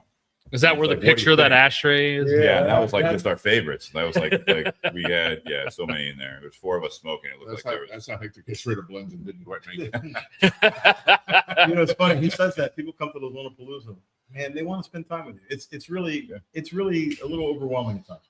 So I reach into my humidor cigars that didn't make the cut, and I give it to them, and they're like, "Oh my God, how come this didn't make it?" Well, because it wasn't good 4 years ago. It's good now. We're not making Habanos. We can't make. We can't tell you, "Hey, this is going to be great in 4 years." So a lot of guys just get really excited to smoke something with a tough band on. No, it makes sense. And it's part of the fun. I mean, to a lot of consumers, especially, and I just call them consumers, there's enthusiasts, there's, just experts, and there's casual smokers, right? And I'll tell you why I like the smoking only an inch part. Yeah. Because if you like the cigar, you're going to go back to it. Yeah. You smoke the whole cigar, you're not going to, you might not remember it. You might remember some of it, but you don't have it to go back to now. I let you smoke an inch. You go to something else. You go, I don't like this. Let me go back to the other one. Or I don't like these two. Let me go back. Give to them the an other. inch. Give them an inch. So Ooh and ah. the other thing about that visit, and sorry to keep going back to that, but it was interesting that a lot of people don't realize that the atmosphere you're in, not only like just the ambiance, but also where you're at, right? So we were down in Miami area smoking those prototypes, and you and Eric, I think, both said, all right, now take these back to Ohio, Welcome there. smoke them there. And there is a difference. Of course you're good. There is a difference of how something tastes. Cigars, especially, I feel like, is that, when you smoke them in a different climate, Of course. it's going to have a different flavor. When we used to go together, we hardly ever travel in Nicaragua together because I go for different reasons. And when Eric goes, Eric's doing different things, and he also has to see a lot more people than I do. So we made a really banger cigar at the factory. We smoked it. We loved it. When we got back here, we smoked it at the airport in that little noisy cafe that has the odor, the smoke eater there. Yeah. When we landed in Miami, we reached for it. It was awful. Well, then he gave it to you. And then I smoked it when I was down there. Now it's BS Silver. Oh, you guys really sold us on that. You said like, I was getting the story like when we'd order them. When we ordered those, they'd tell us the story. Oh, you're one short because we kept the bundle. It was all bullshit. Isn't Doug Whitney an Espinosa rep? Doug Whitney? Does anyone know who Doug Whitney is? Doug Stifford. The fact that we don't know who he is, they should answer that question. It could be Doug Sifford. It could be Sifford. Doug Sifford was. Could have been Doug Whitey, and he added a letter. Who's Doug Whitey? Doug Sifford's pretty white. Oh, that's true. That is very true. He was down in Florida for a while. I think he's in Georgia now, no? No, I moved back. He pops up here. He's in Cincy now, right? Yeah, He's back in Cincy? He's back in Cincy. So this band, for you guys that can't see, this is HJA 60th. I don't know what J. I don't know your middle That's name. me. I'm Hector J. I know. What's the J stand for? Nobody's ever going to know that. Really? It's an awful middle name. Jane. Awful. James. I love James. Jane. I would have taken Jane too. So I'll put it to this way. I'll give you a hint. My father was so proud to come to this country. He was so happy that he came to this country. I mean, the first exiles that came were very happy to be here. Sure. They all had the idea of going back. That never The materialized. J is for Jalapa. So he, It could be. It should be. my dad told me later, I go, why did you give me this awful middle name? He goes, I wanted to name you after the first American president. And I sat there and I shoot my head. He wasn't the first American president.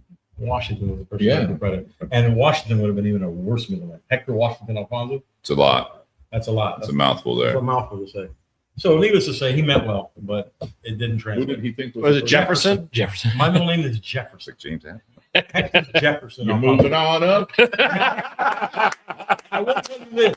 To the south side. To the east side, sir. No, I know He the loves Dogwood, Dogwood. but you're down south. So So let me calling tell you him this. Wheezy from now. Had my father had I ever hit the lotto or something like that, Yeah. I have a great rich man's name. I could have been H. Jefferson Alfonso. That smells Ooh. good. Oh, Yeah. Doug Whitney, the guy that hangs out at Ash and Anvil. I love that guy. Yeah, he's Yeah, a he should be a rep. rep. He should be a rep. But you he have a lot would- of unofficial reps. You know, he's good friends with the actual rep that he's lobbying to. I'll tell Josh to be careful. Josh, watch your sticks. Josh, keep an eye out for Keep an eye on this Doug for Whitney. the Shawn Fuller and Doug Whitney. Nate, what do you think of the HJA, the Jefferson 60th? So here's another question, because you said about the climate, and Mhm. Hector can answer this too. Right? And it's a serious question. Do you think it also has a little bit to do that you're smoking it with the blender? 100%. That's where I said the ambiance, and I said you're in a different, like, it's actual climate. There is a difference. We get that a lot. You guys have heard this too. It's like when you talk to someone that comes in, like to the shop or whatever, and they're, I was on vacation. I don't really smoke cigars because I smoked them and I got sick. I was on vacation. I was down in, on a beach or whatever. The common question for me there is, well, how many umbrella drinks did you have that day? You know what I mean? Like the cigar gets the bad rap because they smoke it after they're already tanked in the sun, right? And they're in paradise. There's also the flip side of that where they say this is the best cigar I ever This had. I was this down. cigar fucked me up. Not the 19 margaritas you Right. So there's that side of the vacation. Then you also have the other side of the vacation where it's like they're smoking it and they are in their, utopia, right? They're on vacation, no care in the world. They're with hopefully like a significant other. They're having a great time. They smoke a cigar, the best cigar. You've heard that story. Like the guy was rolling it right there, and it was the best cigar. I wish I could get him now. And you're like, well, and not to talk bad about that, but it's like who you're with, what the situation is. It's always a big part of it. But think about this. You can drink bourbon and not have a cigar.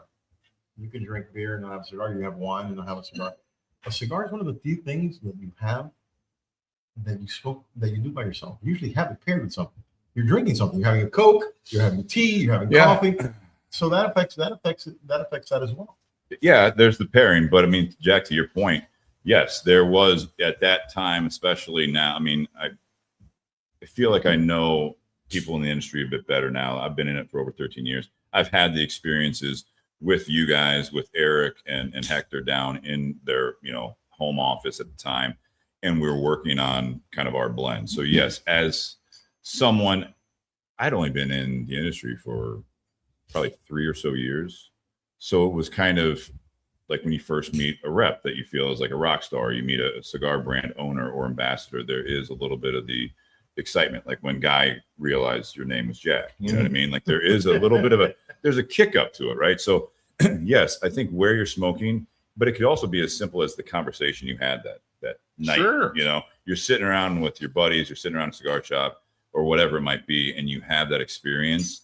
It all goes into it, much like pairing it with and a lot of times the cigar will get the credit for that.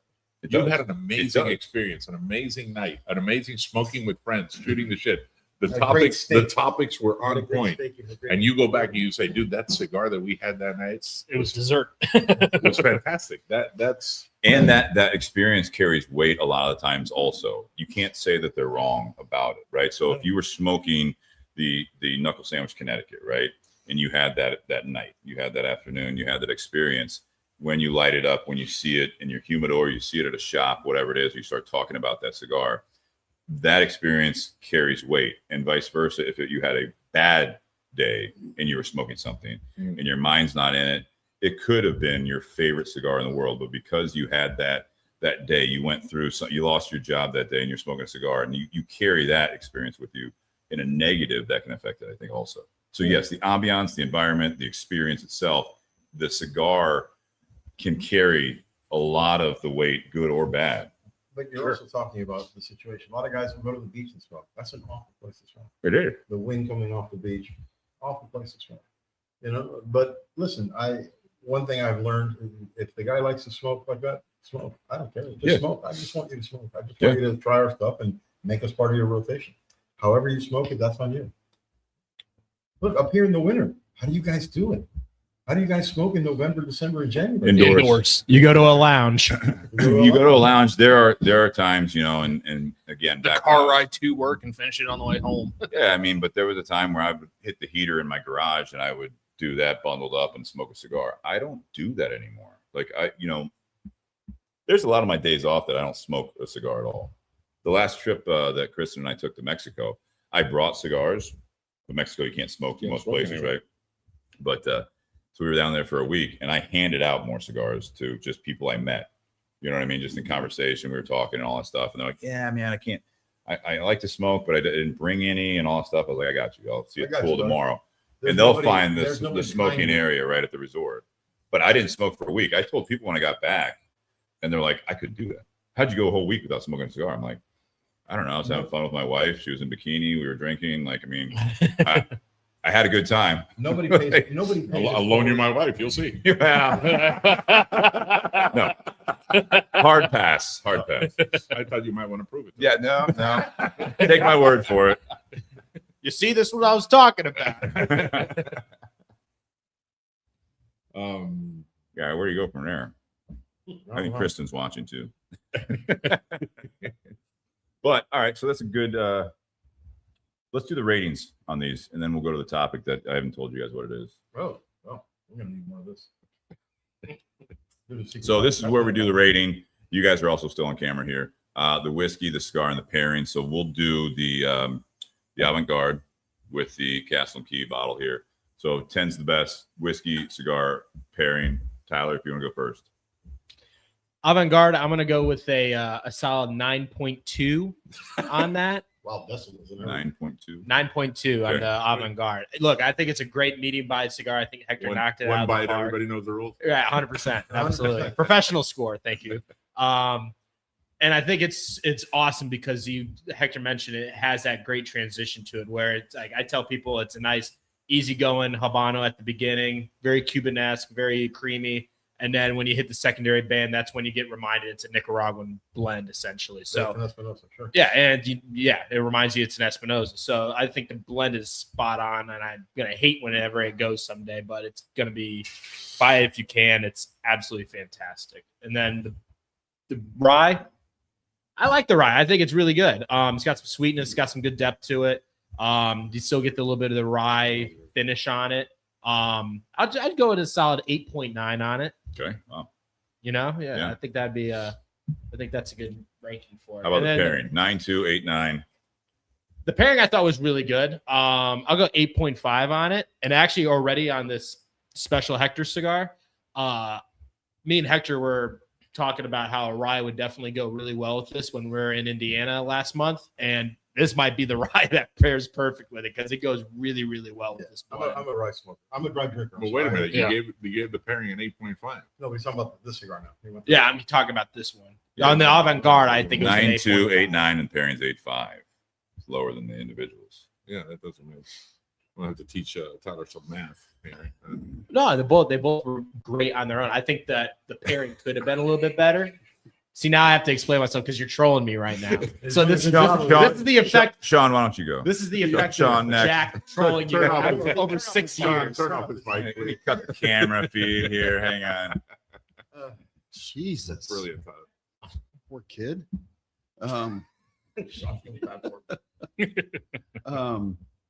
The Avant Garde, yeah, I'll definitely give it a 9. I always mention this when I'm on the show, is I call the cigar when I smoke it the journey. And so he kind of hit the nail on the head. It was a really cool journey because you start out and it's got that creamy. It's like, oh, this is too bad. And then all of a sudden you get an uppercut halfway through and you're like, holy shit, this just went like this. It's like a good transition cigar. If you were to smoke a mild and then go to this and then halfway through, you're like, okay, now I'm a little stronger now. It's like a great transition from start to finish. Yeah, I'm 9 on that one. Doing a sidebar, this one's really freaking good too. I'd give it some. The rye is I give it a 8.25. It's pretty good. I was surprised that on the nose that kind of got me at first. It was like super spicy for some reason.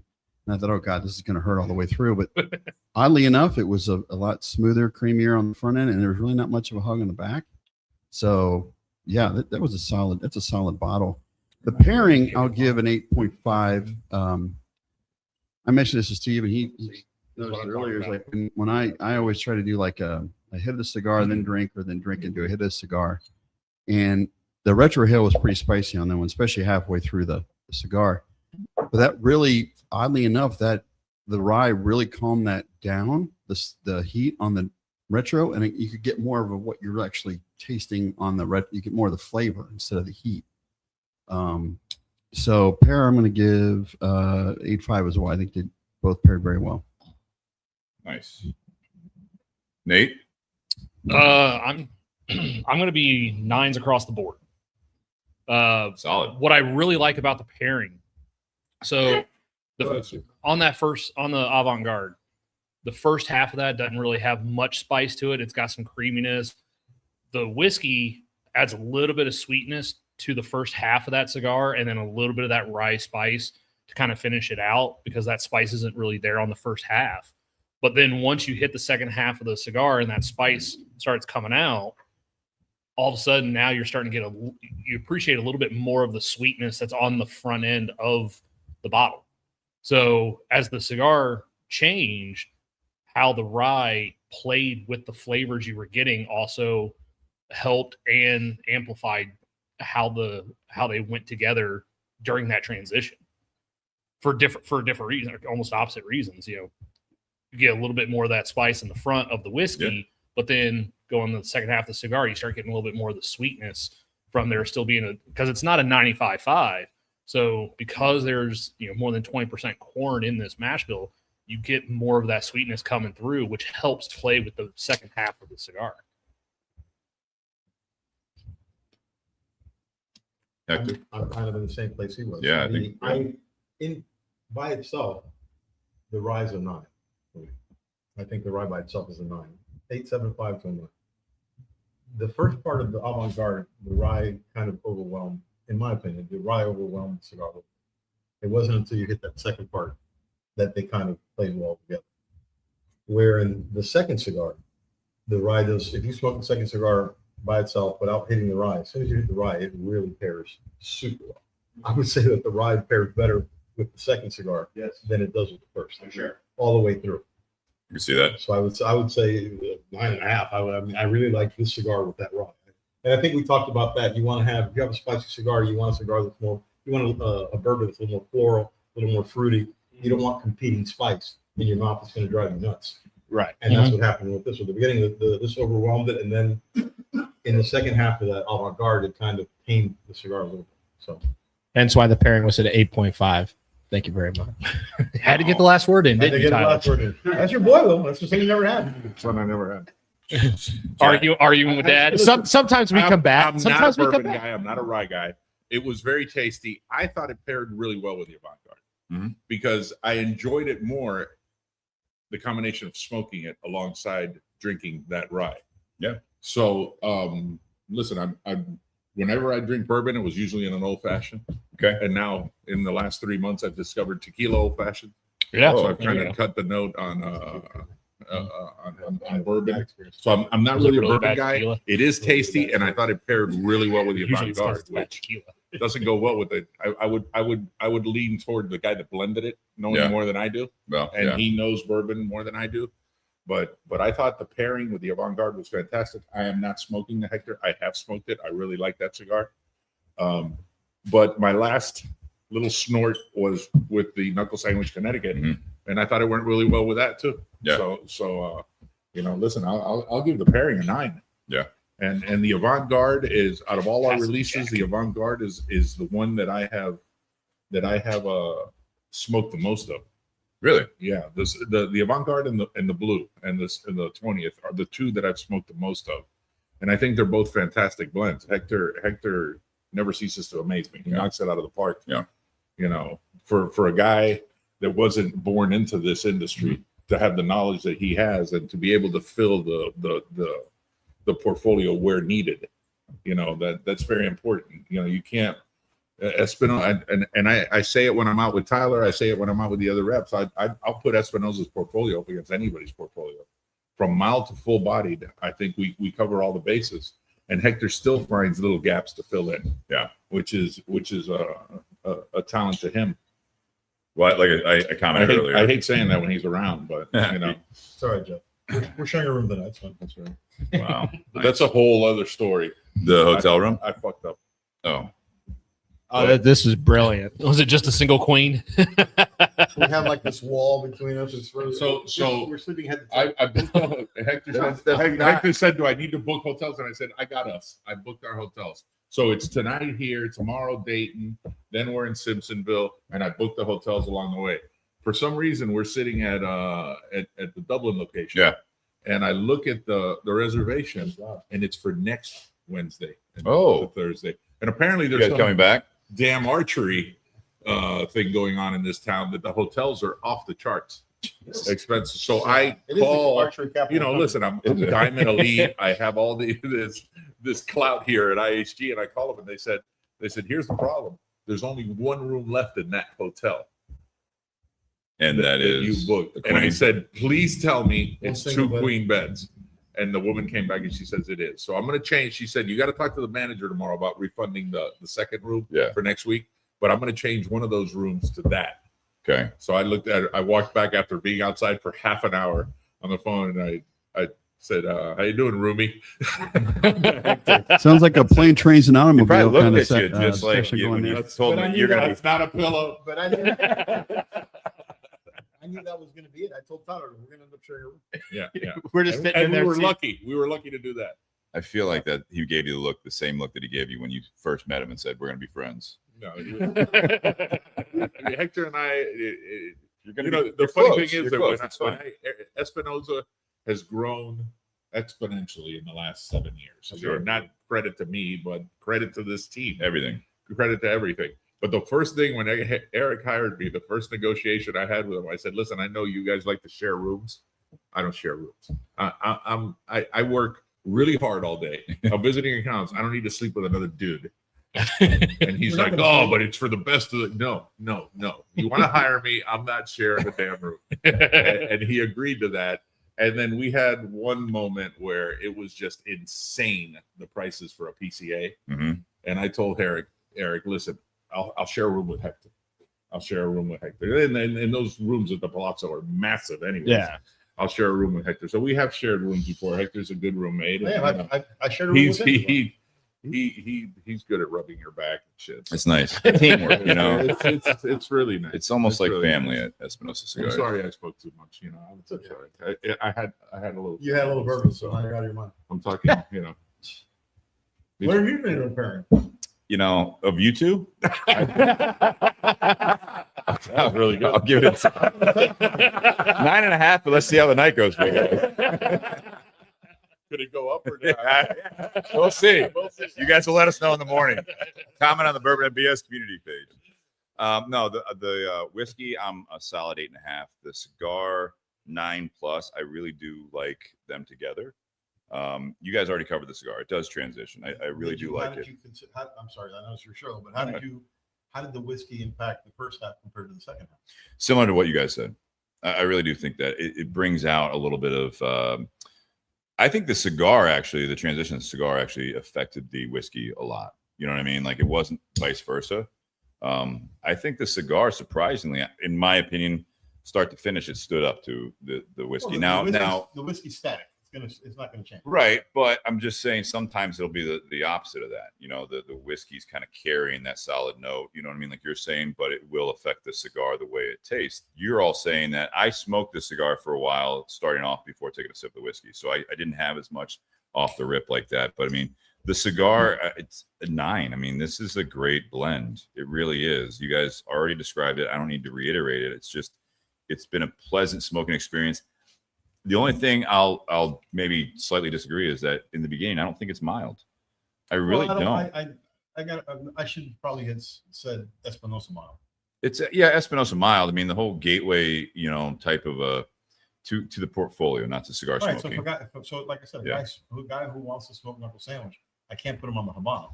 No, He'll never buy it again. Mm-mm. And that chef special, that first chef special did, which was a Habano, a lighter Habano. That Right. was probably a gateway. We've never gone back to that blend. no, I can see that. But I think this, of all the ones that we have, this one is the most gateway. It makes sense. It makes sense. The pairing on that one, I would give 8.5. I think it held up to each other. You could still taste both. That's what I always like. I mean, it's always nice to have a pairing that's going to bring more out of each other. I think prefer, whether it be eating a meal with a drink, I like it where I can taste both. I like it when it maybe brings out a little bit more from each, but I think I enjoy it more when you can enjoy both, kind of like what Tyler's saying, his ratings. It's on their own. They're very great. And I almost don't want to take away from either of them with the Right. pairing. So if I have, like, say, wine with a steak dinner, I want them to really just go well together, but I want to taste the wine. I want to taste the steak dinner. So I think some people don't give Tyler any merit. What about this one?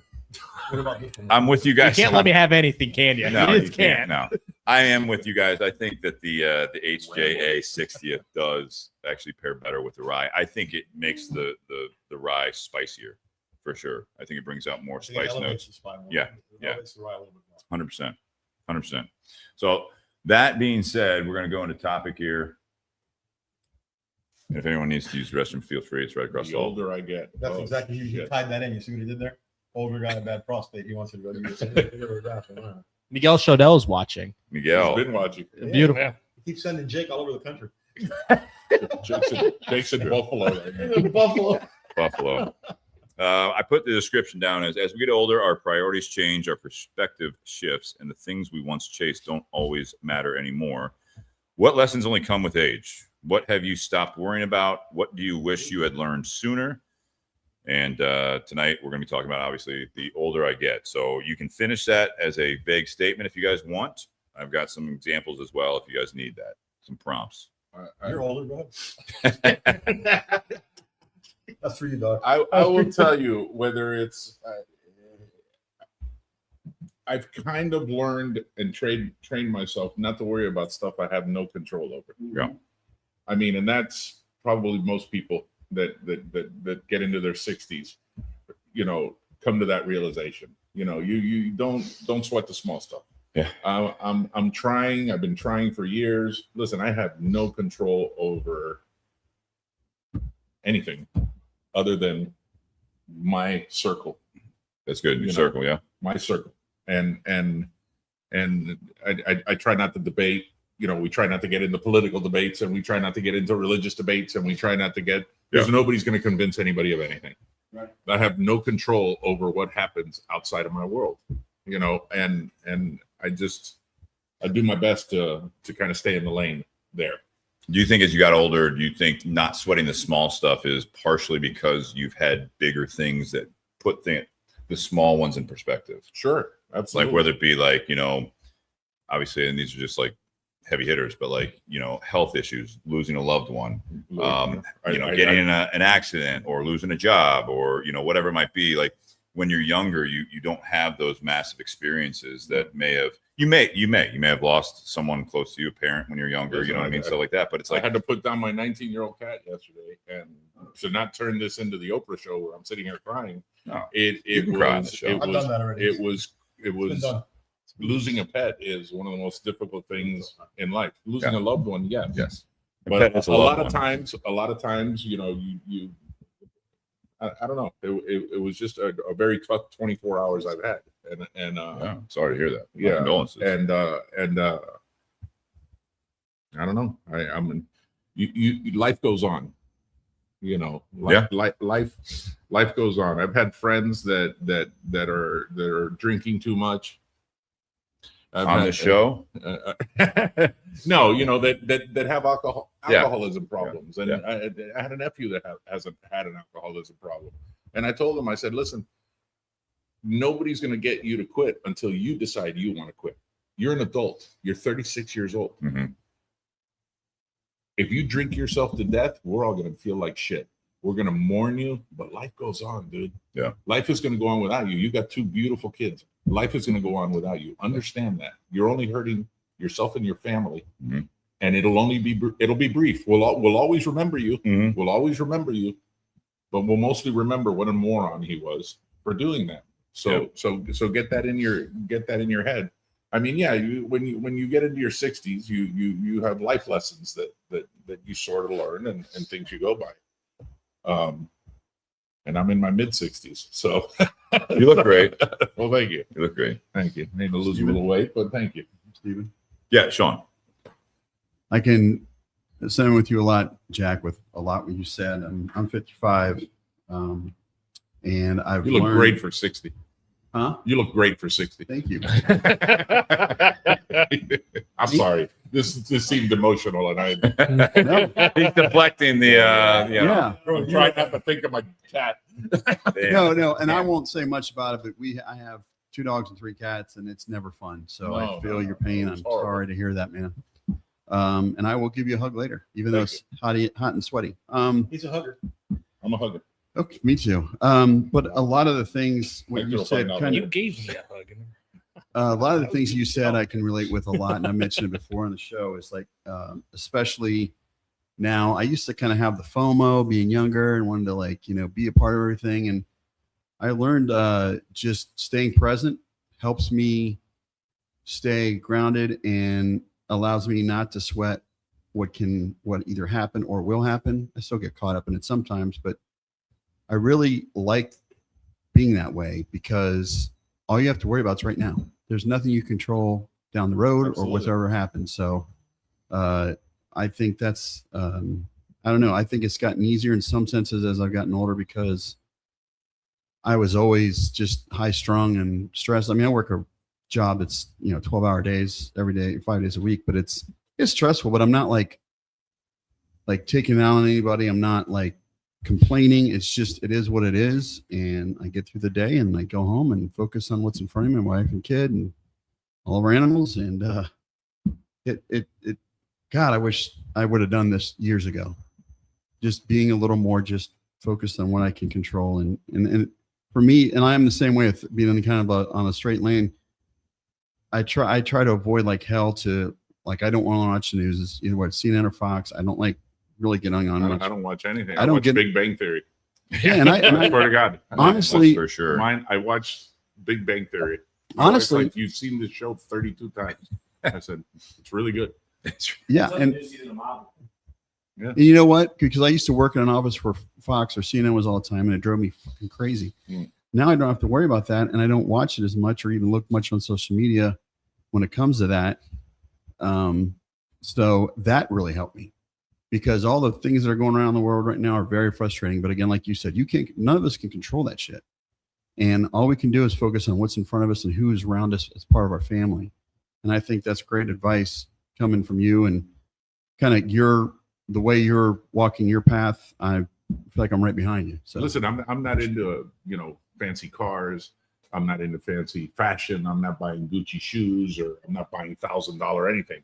What I want to do at this point in my life is make memories with my wife. Yep. I want to go on vacations, Yes. on cruises, on travel, and enjoy life with my wife. Now, the 2 grandbabies, Yeah. they're step grandbabies to me, but they're to me, they're the Yeah. world.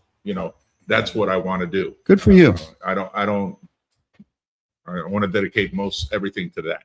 Our mutual friend Shannon Chapman, he used to live here. Now he moved down to Corpus Christi. He just bought a boat. Yeah. And I'm going down there probably in the fall to go fishing, play some golf, and just relax. I think that's one thing I want to do too, just kind of step away from things for a while. You know what the best boat is? Someone else's That's boat. right. Yeah. Yeah, Shannon's boat. Yeah, Shannon's boat. That's So, the best boat. Anyway, I'll stop. But No, Jack, I I think like your stuff. off of that, I mean, it's I think with all of that being said, there's a bit of like, you want to be like selfless, and you want to help people, and you want to be there for other people, and you don't have to go against that. But I'm, again, speaking of age, mid 60s, mid 50s, mid 40s, I've already gotten to the point where, and I don't think I could have done it younger, but I've also been a little bit more selfish with my time and my efforts and who I am maybe even selfless for, because there's a time where you're younger and you're trying to make other people happy a lot, or be accepted, or do things for other people, but not for the right reasons, where now I feel like I do a lot of those types of things because I want to do it. It's not because I feel like I have to do it. It's, like you were talking about, taking vacations and stuff like that. I've been remarried for over a year now, and that's something that we don't have any kids. We have a dog that is our kid. And it's something that now where I'm just more selfish with who I interact with. It's who I give my time. I've learned more like a value of my time and who I want in my life, and how I want to spend my day, how I want to spend the time I have. No one knows how long you have, but it's like, I'm kind of the same way. It's not, selfish is not always a bad thing, I don't think, but I'm more of like, I am selfish with where I want to go, who I want to be with, how I want to spend my day. As before, I think I would go along with the flow, but almost in like a negative way. You know what I mean? I'd just be like, oh, I'll just go along for the ride. And at the end of the night, I'd be like, I didn't really have a good time. And, over the years, you kind of learn, like, I don't want to go to that concert. I don't want to go out to that bar. I don't want to not just meet new people. I want to meet new people if it happens. But it's like, I'm not going to be a hermit, but at the same time, I want to do the things that I want to do, and no one's going to make me feel guilty about that. You take that vacation if you can. You go to that restaurant. You have those experiences. It's stuff that you want to do, and if people can bust your balls about it, or they say those things, you hear, must be nice to be able to do some of those things. And it's like, it is, but it comes with hard work professionally for whoever it is. It comes with hard work also on a personal level, that you have established who you are over the years, that a younger me wouldn't. I know I didn't do that stuff. I tried to make other people happy before myself, and there is some merit to that. But as you get older, as I've gotten older, I'm not gonna speak for anyone else, but as I've gotten older, it's like, I want to make sure that I'm happy, I'm healthy, I'm that, so that if I am around other people, I know that I'm going to enjoy myself and have a good day. And hopefully the fact that I'm doing that, and I'm more confident in that kind of a sense of selfishness of who I am. If I'm in the same room as you, hopefully you enjoy that. If you don't, I'm sorry. You know what I mean? I'm not going to apologize for who I am, who I've become, who I want to be around, what I want to do. It's not closed-mindedness with just blinders. I'm still open to new experiences and new people. It's just being selfish as you get older. It's not a negative all the time, unless you take it just 100%. Like, I don't want to be around anyone. We're in a great industry. Like my wife, I was destroyed last night. Destroyed. And my wife's like, you think you're up for going on this trip? And I said, yeah, because I've never felt the love and support more than I have in the cigar industry. I mean, I love being around the cigar industry and the people you meet and the people, on Saturday, not only being here with you guys, but Chrissy Critchfield's on there. I love Now, the odd executive, right? This is not funny, but Chrissy knows that 2 years ago I did this. At her event, one of my cats became gravely ill, and my wife had to go put the cat down during her anniversary party 2 years ago. Jeez. Now here I am 2 years later doing her anniversary party. So cats don't fare well during her anniversary. Oh God! So I'm gonna have to have a talk with Chrissy on but there's I want to be around you guys. I want to be distracted. I don't want to sit home and cry. Yeah. This morning when I got up, I went outside and had coffee and a cigar, and my cat used to join me. Yeah. And be out there. I told my wife, I'm seeing the cat everywhere. It's quiet too. I'd rather get out, hang out with you guys, enjoy and get a little distraction going from this. And there's no better support of people than cigar people. Yeah. Cigar people are wonderful people. It's a strong community of It's people. a very strong community. Tyler, They love Hector. What more can you say? that's why you brought him. Yeah. You'd be like sleeping with your cat tonight. No. Sitting with the big cat. Did you bring the CPAP? The tiger. So Hector will be purring tonight.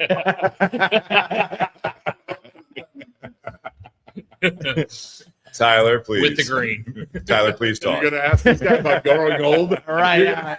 Maybe the youngest by far. So in my early 20s versus So- the question from 20 to 30. What did you notice? So being 29 now, wow. celebrating my birthday last month and Yes, you stuff. did. Thank you. And I don't know. It's interesting because I don't know. I keep myself busy with work and stuff like that. As you know, we've talked about this plenty and stuff. I gotta try to keep up with Richie. It's 24/7. Guy, he's selling cigars in New Jersey. He's gonna get credit for somehow. Probably. Hey, listen, I don't want to ruin your day, but Richie's selling cigars at cigar dinners. You know how hard that is? Yeah. Dude, Seven boxes. I don't want to interrupt Tyler, but I'm going to. Richie Riot did something at the Big Smoke in Miami. Yeah. The cigar aficionado, but he wrote 3 orders at the Big Smoke. I've never seen that. There is no rep that goes to a Big Smoke with the intention of doing anything other than handing out a cigar. How about someone else? Richie Riot wrote 3 orders at the Big Smoke. 3 big orders. I was sitting there going, what is going on here? You got cigar dinners, right? People pay in advance. Yeah. You come and get the cigars. Richie sold 10 boxes. Cigar dinner. Monster. In all fairness, the first time I met Richie Riot, he was working for another company and he was at the Smoking 10 event and he was a little banged up and I had to drive him back to his hotel. So he's come a long way. I was holding that one back, but you guys kept bringing him up. So Tyler, you're welcome. He was there. That was one of the general days when I was with General. He was with Padilla. PDR. No, that's Padilla. This is way back. That lasted like 3 months. Well, I was one of the 3 months of it. it's part of it. Oh, then it wasn't when I was there, but I remember him there with PDR. He might have been. Yeah. I remember. He's been, for the first time. But yeah, so Tyler, go ahead. Go ahead, I'm trying to remember where I was at. But no, just shit, I'll just talk about You're like on the just- road a lot. You said you're 29. You're on the road a lot. Yeah, so it's the time to like make time for yourself, and I've gotten better at that over this last 6 years of being with Espinosa and stuff. What was that? You're playing golf. Yeah, you're picking up golf. You know, just Picking up bartenders. not I told you Christian Mingles. is When the I way to call go. you on the weekend, what's the first thing I say to you? Are you at Burn? No.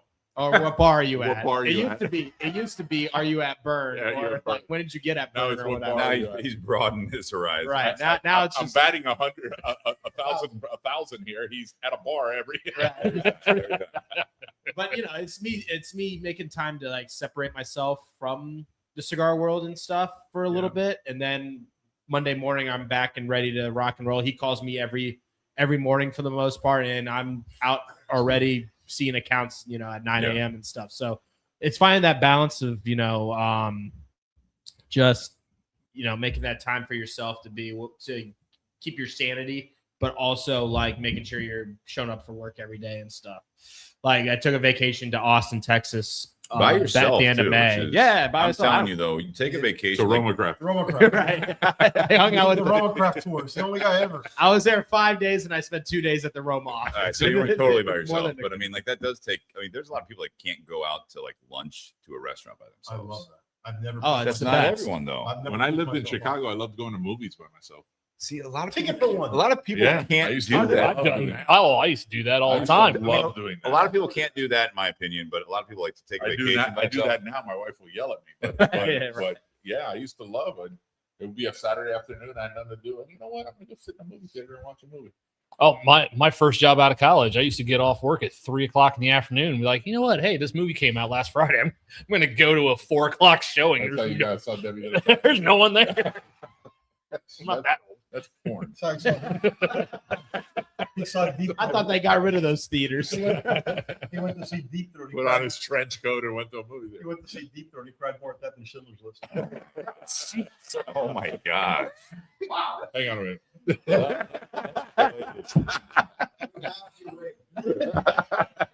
Really took it up. a Why'd you notch have to there. bring up trains? We commented earlier. Hector likes to go hard in the paint. Right, a little bit.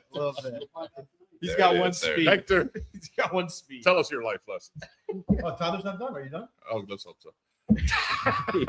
No, essentially, it's just trying to make sure I find my right balance and stuff like that. I want to take more trips and stuff like that, and I got all these hotel points. I might as well use them and stuff with work and stuff. Part of the benefits of being a road warrior and things like that. So, it's mainly just trying to do more stuff like that. And luckily, I'm getting better at it. And I'll be calling him saying, "Hey, I'm taking this week off, or I'm doing this and that." And luckily, he's very accommodating to that. So, Well, I think you're in a unique position that I know I was when I'm my late 20s is really when I got into the cigar community. Yeah. Because I was going through a separation at the time, and I met people late 20s that were in their 50s, in their 60s, 40s, everything else, right? This is a community that some of the listeners that aren't in the cigar community, which we do have some, that doesn't. And to speak to Jack's point about being out here after losing a loved one, it's when you're going through something, there is something about the cigar lounge shop people that as long as you don't, that's all you talk about for months on end, because it's just like a friend that does that, it's when you're going through it, someone's been through it, they're going through it, Sure. or to your point, Tyler, you're going out on these vacations, you're taking time off. There's a lot of 20-some-year-olds that won't do that. Nowadays, I think a lot of 20-year-olds, they feel like they deserve it. They should do it all the time. But I think, for me, when I was in my late 20s and I started coming actually to Tinder Box at Easton, I met a lot of people that were going through or had gone through that type of stuff. And you talk to enough people just in passing, or you get to know people, you learn a lot of different perspectives on how to handle a general situation. And the biggest thing that I think I learned from that is that just a general situation, everyone's experiences and more dialed in part of that situation is totally different than yours. Sure, absolutely. But if you learn from that in your young, like if you're younger, learning from your elders, if you will, but you can learn from someone else that's only a couple years older than you that I went through that, and they either came out of it better because they stayed in that relationship, they stayed in that job. Then you hear from another person who's like, I'm better off because that relationship or that job ended. You're in a good spot, Tyler, I think, at your age doing that, because a lot of the people that you work for and with and customers and the places you go, your ears, I've learned that about you. Your ears are always open. You know what I mean? Try to be. Yeah. But I mean, that's something that again, the older I get, looking back, you appreciate those things, those people you talk to when you're going through a hard time, and you may not have listened to them as well as you should have at the time, but it makes a lot of sense when you're on the other side of it. It's almost like therapy in a way. Can be. When you're going through that shit, you know, I come to shop mostly every Saturday, and if I'm having a downtime, I can talk to him or a couple of regulars, or just maybe I meet so many people from out of town because they all go to convention, stay at that Hilton right across the way. And but yeah, there's times where, you know, and I go to Steve a lot when I'm struggling with things, but it's also nice to hear it from people that don't have any involvement with what I'm dealing with, just kind of perspective from the outside looking in. So it's been very, I rave all the time how amazing this community is. And when I travel for work, my first thing I look for is where the cigar shops are near me.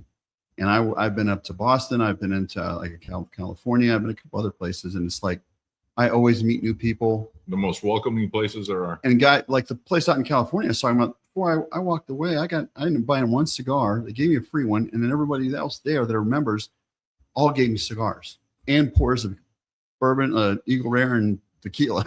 But it was like this bond that I've created from these people. I know if I come back, they remember me because we had such a very solid, just time hanging out together.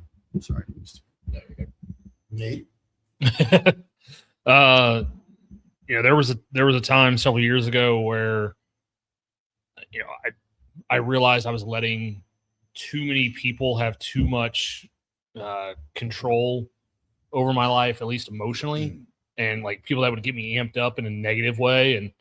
And one of the things that was helpful for that was like, you know what, I don't, this person's not a big enough part of my life for them to have that much effect on me. And so I just started weeding some of those people out. And then now, if I meet someone and I already get that feel off of them, like I don't even let them in. Like, all right, cool. Nice to meet you. I'll talk to you while we're here. I'll be friendly. I'll be professional, if it's a work setting or something like that. But outside of that, it took me 2 months to crack you. I would come every week and you were just like, yep, hi, whatever. And finally you started laughing at my jokes. Finally you were like, okay, I'm in Nate's circle now. Thank God. It took you a couple months to be funny.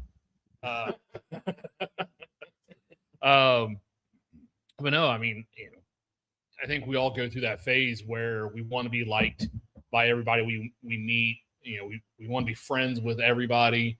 But then, come to realize there's some people that are just a drain on your energy, whether it be your emotions or just the energy you have to deal with people, and, getting rid of that, it's put a lot less stress into my life. Yeah. Because no one should have that much. Someone who's not that good of a friend shouldn't have that much influence in your life. And, stop letting things I can't control have, the type of impact I see I have, coworkers or other friends that every time I see them, they're bitching about something that's going on somewhere else. And I'm like, all right, what can you do about that? Like, well, that's happening all the way over there. I can't really do anything. Like, why are you worried about it? Like, it doesn't have any impact on your life whatsoever, but you're going to let it completely control your entire day or your entire week. Like, why? Just get past it. What's something you enjoy now that your younger self would have laughed at?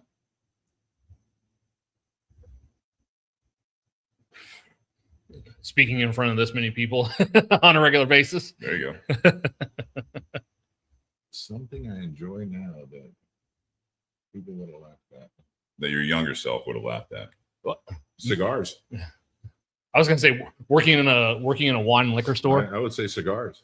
My younger self, my dad was the patriarch of the Torano family. If you look at the history of tobacco in Nicaragua, you'll see my dad's name everywhere. Mm. My dad passed away when I was 13 years old. Mm.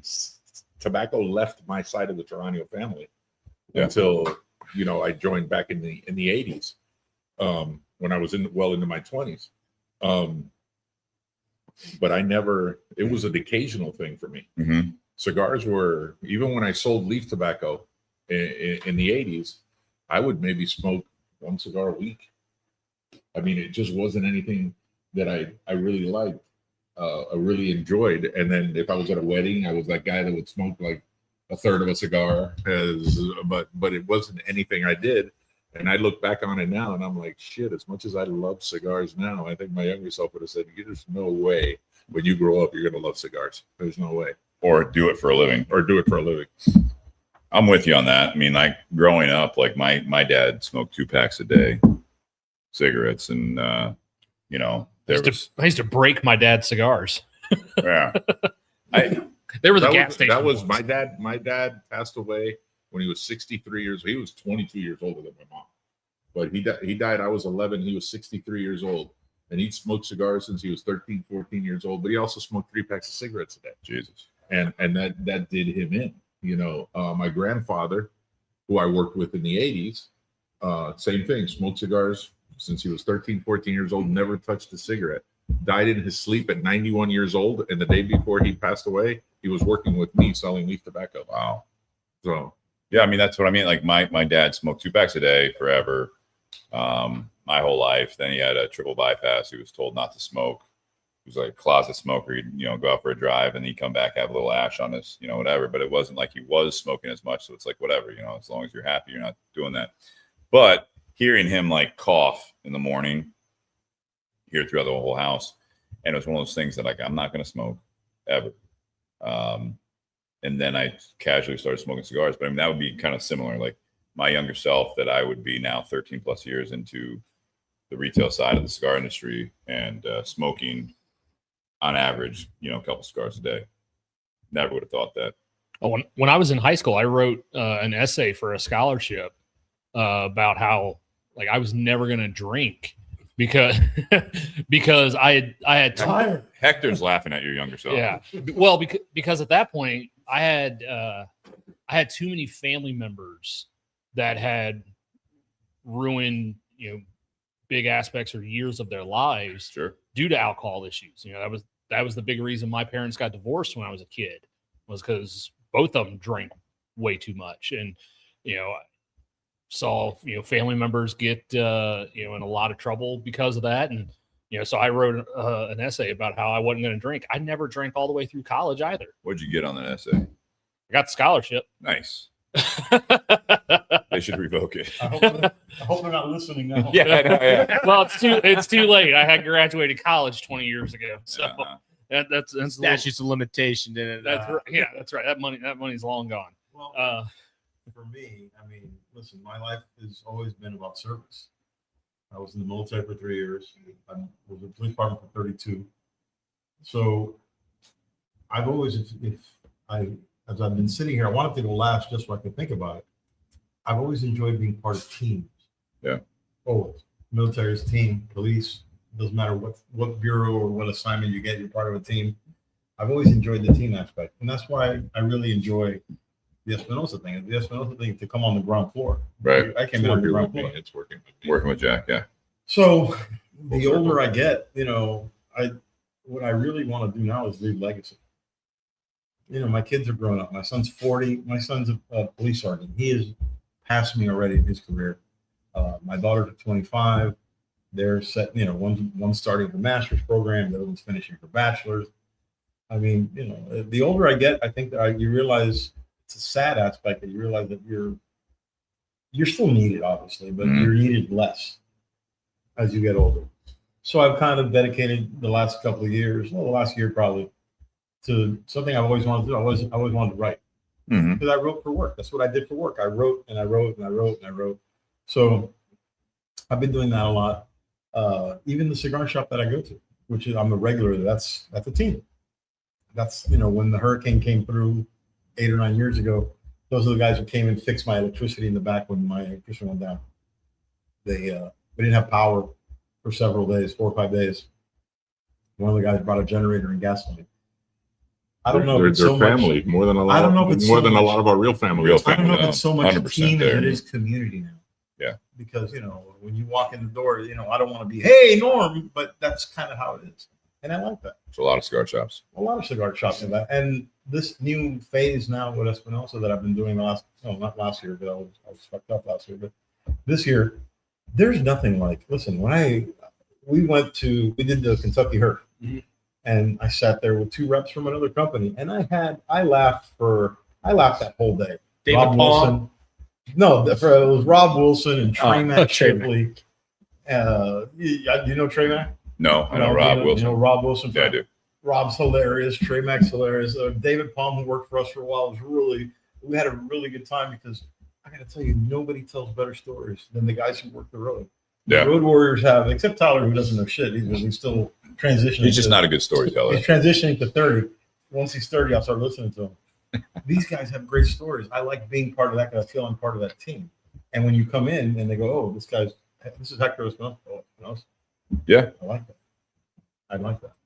So the older I get, I'm trying to, well, because like I said, nothing is promised to you. You're trying to just lay the groundwork for at least some legacy. Stuff that I do now that I didn't do. I'm all in on that, going to the movies and going to dinner by myself, because I've never pissed myself off. I'm my own best friend. Pissed myself off. I've definitely let myself down before. Sure, hell yeah. You look back and you go, "Do I have regret?" We all have. Did I regret. really do that? Well, I mean, Story of my life. Hanging out with Pee Wee Herman, or Weird Al. Yeah. But yeah, do I have regret? Sure. Should I have re-enlisted? Sure. I could have re-enlisted, gone back to Germany the year before the wall fell. Wow. To be in Germany before the year before the wall fell, to be there when the wall fell. I mean, great. But had I done that, none of this other stuff would have fallen into place. So I kind of shelved that whole regret thing, and this is where you're at. And I enjoy being home, but I was never happy wanted to be home. I love being home. I love being home. That's good. And I don't have a lot, and the friends I have, the newest friend I have is Jack. Everybody else I've had. I told him. You can't really top that with friend, right? I But mean, I've got friends. I've had friends my whole life. I had friends. I still have friends from my childhood. Still have friends from the army. Did you That say I we talked were to. besties? I didn't say that. just tonight. Depends what you give up. You travel with a loofah, right? I do. Well, everybody knows we're catching, so it doesn't. Shawn, go ahead. I just want to share, kind of piggyback on what you said, Hector. These guys have heard 1,000 times, so I'll make it very quickly. I had a brain tumor about 20 some years ago, and lost my peripheral vision, and my pituitary's been damaged, but don't worry about that. My point is that I played soccer since I was a kid up and through college, semi-pro, and probably could have gone further. But when I had the tumor, it was on my optic nerves, and I lost my peripheral vision. So soccer kind of fell out of that possibility of going further in my career. And I actually got to coach a little bit. But what it did to me and changed me the most was that my wife and I were broke off our engagement. A few weeks later, I was diagnosed. We put life into perspective, and she was with me the whole procedure, the surgery and recovery. And she proposed to me later, and we got married. And then come to find out, we couldn't have kids because the pituitary doesn't work. That controls your reproductive hormones. But like 9 years later, instead of trying to, we couldn't have our own kids, we adopted our child from China, and who's now just graduated from high school. To me, I would go to that surgery all over again just to have this opportunity again. And I don't think I told you, my daughters are adopted. What's I that? adopted my Okay. daughters from Russia. We adopted them. Okay. Yeah, they're blonde. They're reddish It's a blonde, tough- blue eyes. They could be your kids. They're not. That's a tough procedure, It by is. the way. Yeah. Going to Russia and adopting them and coming back. yeah. We took twins. Wow. So it's Good for you. But anyways, it's like a silver lining to all. Like you think you're going to go one way. Especially when you're younger, you think when you got to I had a BOGO. So when you're younger, you think sky's the limit. I can do whatever. I'll be whatever. And then blink of an eye, shit can change, whether it's this or anything else. But if I didn't have that, I probably wouldn't have stayed with my wife, and we wouldn't have my kid, and I wouldn't have had good friends like Steve and Nate and Tyler, and getting to know you guys. And I cherish every moment I have. I think it goes back to trying to stay present too, because it allows me, if I ever think about things and I look back, I'm like, I'm here because of that, and I'm happy that it happened. Listen, I miss police work. Mhm. I miss the circus. I don't miss the clown. Well, it was the right time to go. 32 years is a long time. It's a long time. I mean, my kids. It's longer than Tyler's been alive. Absolutely. When he says he's 29, I got a uniform in my closet. That's. Thanks for not saying underwear. I do have some of those too. No, get rid of They them. look like cheese. No one does. No one does. I do. I talk bullshit to my line. son. I talk to my son all the time. He was popping up at the right time. But, Oh, yeah. yeah, it's I'm glad. I'm really proud and happy of the career I had and the life I've had. And listen, a lot of guys, I got a lot of shit when I retired. Bro, I can't believe you're gonna retire, bro. We're making money hand over fist here. Yeah, but I get to work in shorts. I get to work in shorts, smoking cigars. I smoked 2 cigars a day while I'm at the shop, and Yeah. and we're making decisions, and we're making a name for ourselves, and we're creating a brand, and we're expanding our brand. What's better than that? Nothing. I like this one. What's Ray's comment there? Yeah, I think his comment tied a lot off what Hector had said earlier too. He said, The older I get, the older I get, the more I worry about my legacy. How about the older I get, the more I worry about, so you said that. And how's my footprint? Yeah. Absolutely. This- Listen, I mean, the best thing is that what you left an impression. I mean, that's it. That being said, we do a lot of times on the Thanksgiving episode, everyone goes around the table a lot of times at Thanksgiving, right? And they say, like, what do you want to be thankful for this year? We've changed it up where it's like, what do you want to be thankful for next year? So with that being said, we'll round this out, and anyone wants to comment on this, is that we do 5-10 years right down the road. We all make it 10 years. What would you tell yourself now? Me? What would you want to tell yourself now? What advice would you have? Put that kind of thinking cap on. What advice do you think that your 10 years from now self would tell you? Wow, that's today. That's hard. What do you want? Like, what would you want that? Like, what you In did 10 well, years. obviously, you want basic stuff. But what do you think that you would want your future self to tell you now? To just hold on, just relax, just go through the process. My goal is to be, retired, to have my little man cave downstairs and have my jerseys and my sports paraphernalia and sit there and look at it and go, wow, okay, this has been a good life. I'll be able to watch Mets games in the summer and Dolphin games in the fall and just, hopefully leave a lasting impression on your kids. That's it for me. I mean, it's not so fancy. Tyler, 39-year-old Tyler. 39-year-old Tyler. What do you think that you would tell yourself? Keep being unapologetically yourself, which thankfully I'm at a place where I do what I want when I want, and I'm completely happy with that. So, and stay hungry. Basic as that. I know. I got Did you just put in a $3,000? I'm sure he did. I'm sure there's 2 $8,000 orders behind that. So I got some catching up to You woke do. the guy up in bed. Right. Richie put in the order and said, "You're gonna want this. Don't worry about it." Came across my No, Richie walked into the guy's house while he was sleeping. And was like, "Hey, I need some cigars." Tyler's younger self told the Joes, I can't believe you're into guys. Wow.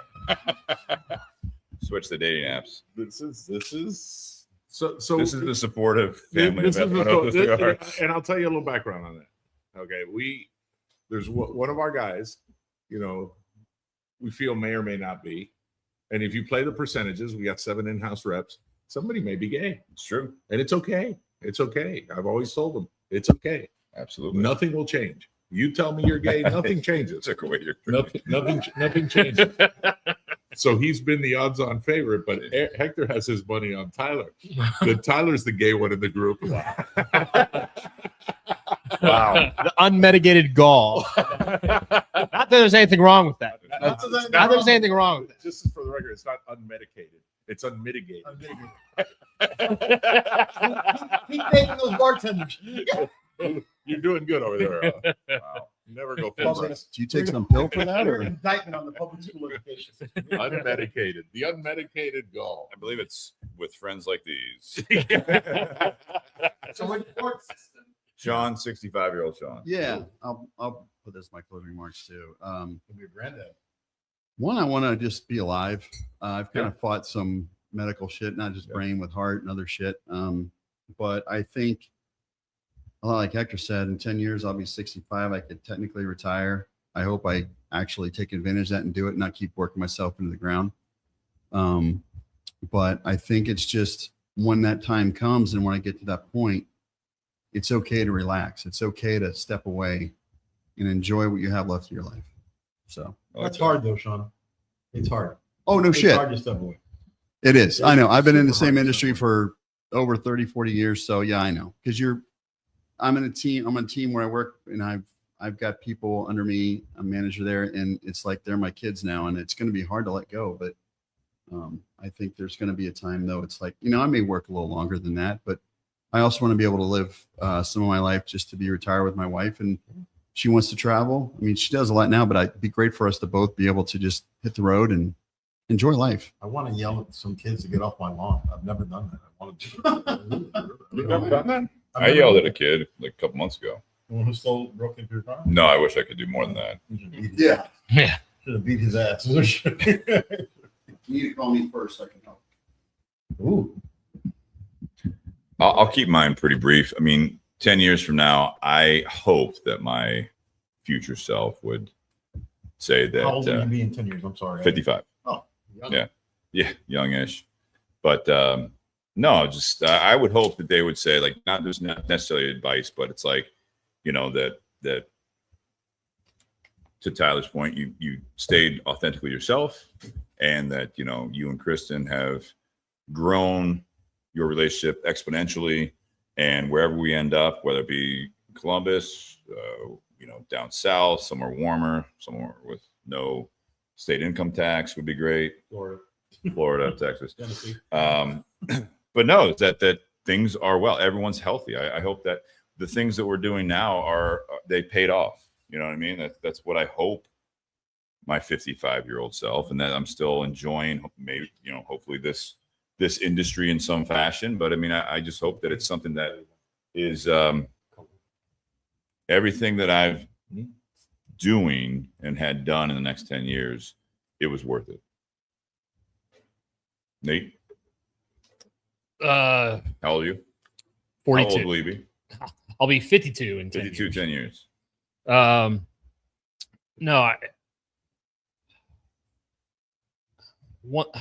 one thing I hope in 10 years is that I'm doing things for me and not trying to do too much. Because whenever I get into something, I'm really good at what I do, but then after a couple of years doing it, all of a sudden I try and do too much. And that's when I end up, overstepping or making mistakes, is when I try and do too much. Mm-hmm. And so I think at that point, I'd want to sit there and go, you know what, I'm doing what I'm supposed to do. I'm doing stuff for me, what I'm good at, and quit trying to do too much. Nice. Jack, I think you're rounding it out here. 75. I want to be happy, dude. Still listen, happy. I want to be happy and healthy, and then my wife's happy and healthy, and we're enjoying life. A lot of people ask me now. I turned 65 this year. How much longer do you want to do this? As long as I can. Mm-hmm. I love what I do. I didn't get back into this role until I was 50 years old. I started late. I wish I would have been doing this when I was Tyler's age. I love this industry. I love being a part of it. I hope I can stay healthy and continue to love what I'm doing. Yeah. But health is the big issue.